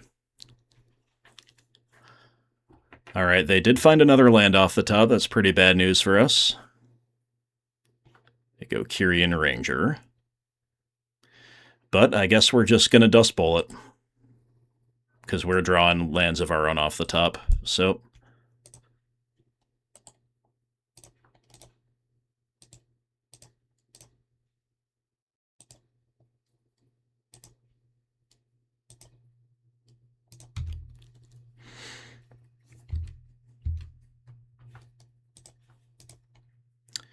Interesting, very different game from ones I've been playing. Haven't had Dust Bowl really come up so much.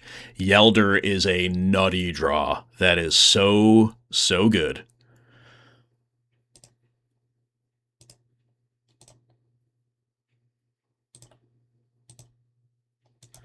Still not going to play the Rats yet. We'll probably take the Yelder draw if they offer the trade. We'll block and then sack. Or we could just straight up trade, and that's really good against Kyrian Ranger and only one forest on the opposing side, to be fair. We get there. Interesting. All right, very different game 2 from game 1. I don't think we saw much that makes us want to change what we're up to, so I'm just going to run it back. We could have another therapy and on the draw or whatever. Who knows? I definitely am no expert on the matchup, so I'm not going to overthink it. That was a good game. Good to see Dust Bowl get a little action, and Sylvan Library, too, for that matter.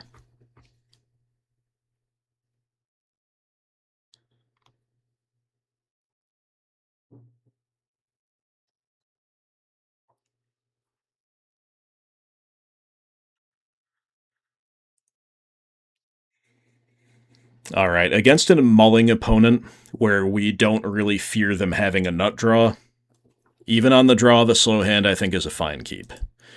We've got Pernicious Deed as our cleanup card. We've got a very functional hand, even though it's slow, and all kinds of live draws off the top, including Tranquil Domain. So if they go turn 2 survival, I'm probably just snapping off a Tranquil Domain.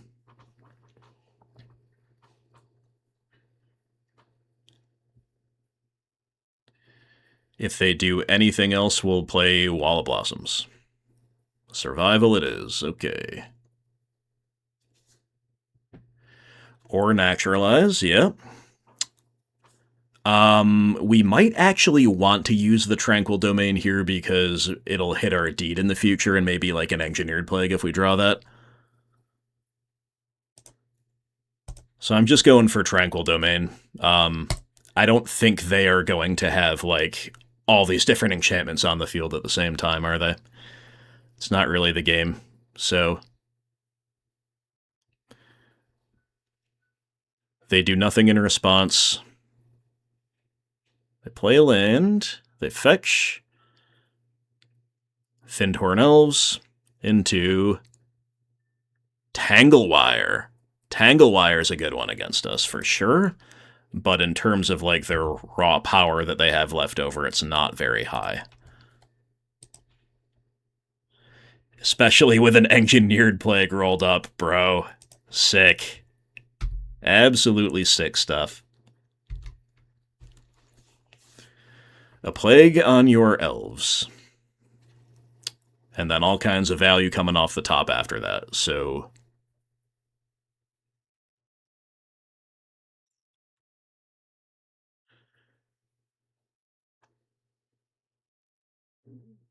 I don't think we're supposed to really... I think we just don't care about the Tanglewire so much. We'll let them kind of play out into whatever we want to do.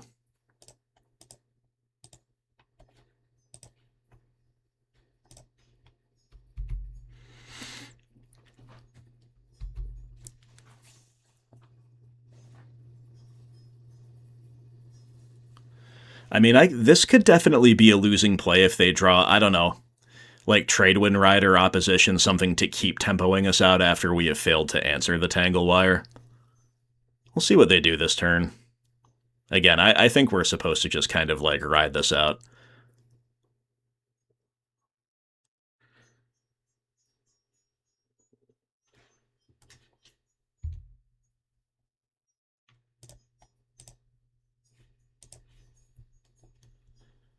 Another land is great.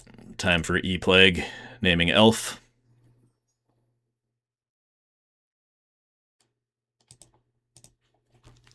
Alright, you love that one.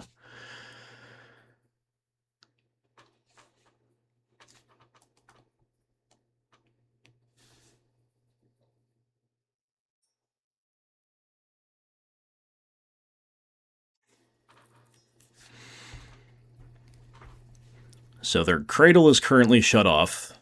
We're going to Gaia's Blessing. Putting Survival back in the deck, and a couple of elves that are currently pretty dead. There's Birds of Paradise. Yep, stuff about which we do not particularly care. All in all. Smother is okay. We can either jam Sylvan Library or just a Bailoff to start pressuring. Both are incredibly good.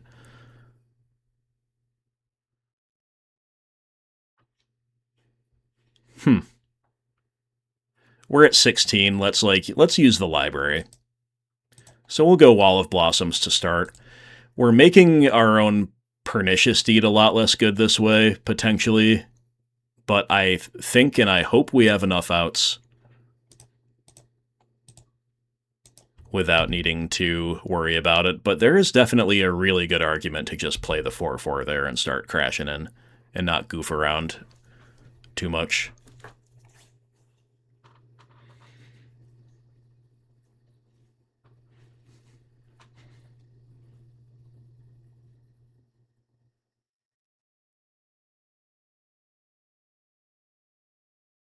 Kyrian Arranger into the E-Plague. Oh no, you hate to see it. Uh-oh. Well, it happens. We've all been there.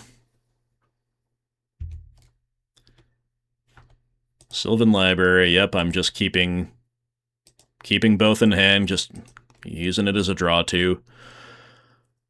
I have no idea what I'm worried about in their hand. But I probably should cast Cabal Therapy, right?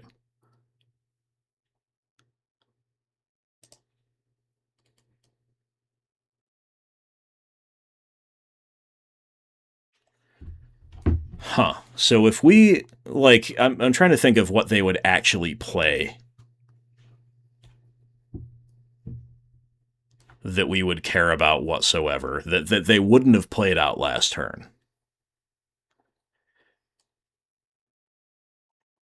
I guess I'm just going to name Trade Wind Rider. I'm sure they would have played it last turn, but it's a card that is theoretically good against us. And I really don't want to tank too long over this decision. Gilded Drake and Mystic Snake. Wow.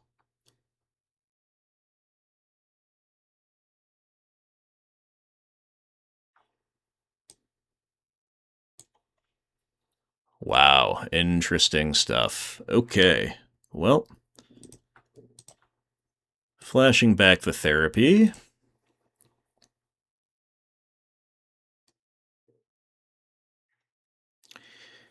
Here comes Mystic Snake.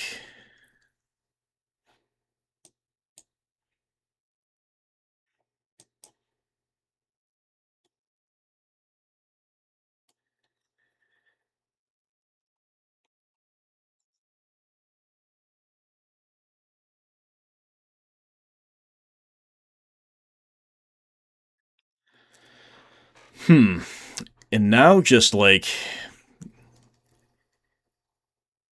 getting a Baloth down is good because we can sack it in response to the Gilded Drake, right?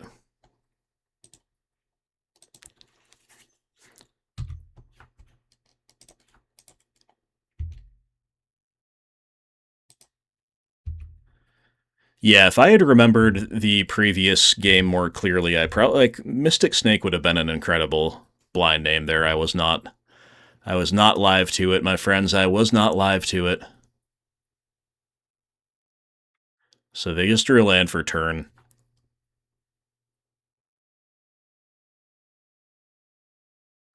They're reading the card. They're seeing whether they can trade their Drake for Baloth, and they cannot.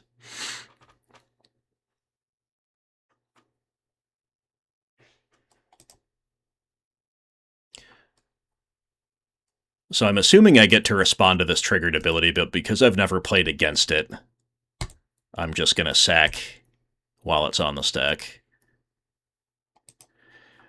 So they basically use Gilded Drake as a removal spell in this case, but we get to gain 4. Which is relevant because we went so low on Sylvan Library. And now we're probably going to have to be priced into Pernicious Deed to beat the Mystic Snake awkwardly.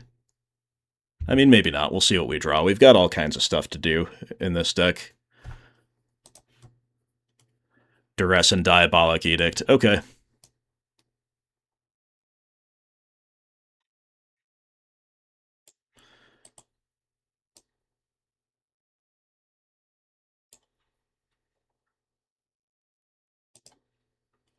So we get to Smother the Bird, Edict the Snake, attack with the Treetop Village. Finding Edict was incredibly good there.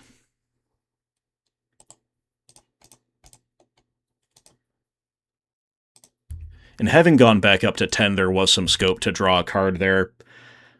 Yeah, I'm not sure. We're very far ahead now. But much can happen. So we've got some bad ones. I'm going to...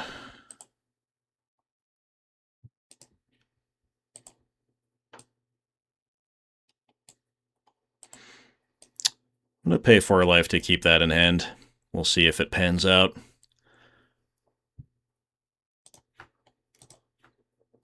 Tried to rest before we activate Treetop Village. Probably going to whiff.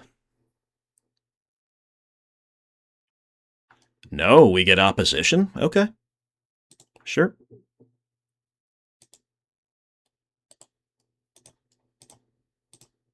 Think I'd rather hold up Naturalize than show a Pernicious Deed right now. So we're just going to hold that up, hold up Smother, attack with the Apes. This is a really, really intriguing game.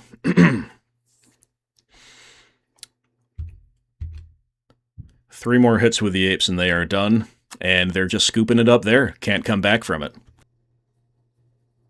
Wow, guys, that was pretty fun. It's so good to be back on Rock, I can't even tell you. Those ones took a lot out of me, though, and I don't know if I'm just kind of tired from a long work week right now, or whether I'm not quite used to the rock play patterns in Premodern, but those felt like they were extremely grindy. Maybe they felt more grindy than they actually were. Either way, there is no doubt that we were on the grindy side of the meta. What did we run into black-white control twice, I think? And we're playing, like Blue-Green Madness, which can grind, the Survival Opposition deck. A lot of grindy stuff, so we didn't see how well Rock can stand up against, like, Burn or Goblins or anything like that today, but we did see a lot of what the deck does when the game goes a little bit longer. Sometimes we were the ones forcing the games to go a little bit longer, sometimes the opponent wanted to take us there, and we were more than happy to follow along, and we got to see, I would say, most of the deck do what it's supposed to do. I don't know, I don't think we stuck a Graveborn Muse, really. Maybe one time, wasn't really a big factor. We saw most of the other threats have their time in the sun. Even Genesis just playing it out as a 4/4, putting the opponent in kind of a no-win situation if they're waiting to use removal on your best threat, but, like, you do need a bit of a top end for sure in a deck like this, and sometimes like a dummy Genesis 4/4 with its text really not mattering is good enough. I'm really glad we got our one of Sylvan Library to do a lot of work for us in that Survival Opposition matchup, and we did see the good, the bad, and the ugly of Pernicious Deed. It was probably a time or two the very best card we could have had. Other times it was a little bit clunky and a little bit too symmetrical. But again, as I mentioned in the deck tech, our deck has more low-curve permanents than probably an average rock list does, so if you wanted to move away from that, move toward a slightly beefier top end and a fourth Pernicious Deed, I think that is totally fine. That said, Ravenous Rats, as usual, was quite a reasonable role player in most situations, except, I guess, against Squee. We did see the need for a lot of naturalizes in the sideboard. You know how that goes. It's just how Premodern is. Engineered Plague did its stuff. Nothing else was really too crazy. I think maybe we got Spiritmonger to line up once, which is really, really cool. Other than that, Treetop Village, genuinely the MVP. If I had to pick one, it's gotta be the Apes. So there you go, guys. Thank you so much to Chili G, the sponsor of this video. Thank you so much to all original viewers who watched me play Rock endlessly in the golden age of Modern and believed in me enough to support the content. And thank you to anybody in between. You know I'm going to play Rock again. There's no question about it.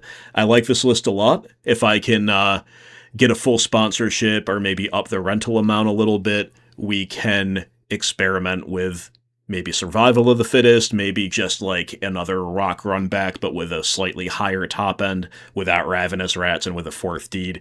Who knows? But as always, guys, leave your thoughts in the comments below. Let me know if I missed any lines, because I'm new. What's old is new again. I'm new again to Rock, and I'm sure I didn't do everything perfectly, so let me have it. Let me have it in the comments. Of course, leave your lists or your suggestions for modifying this list below.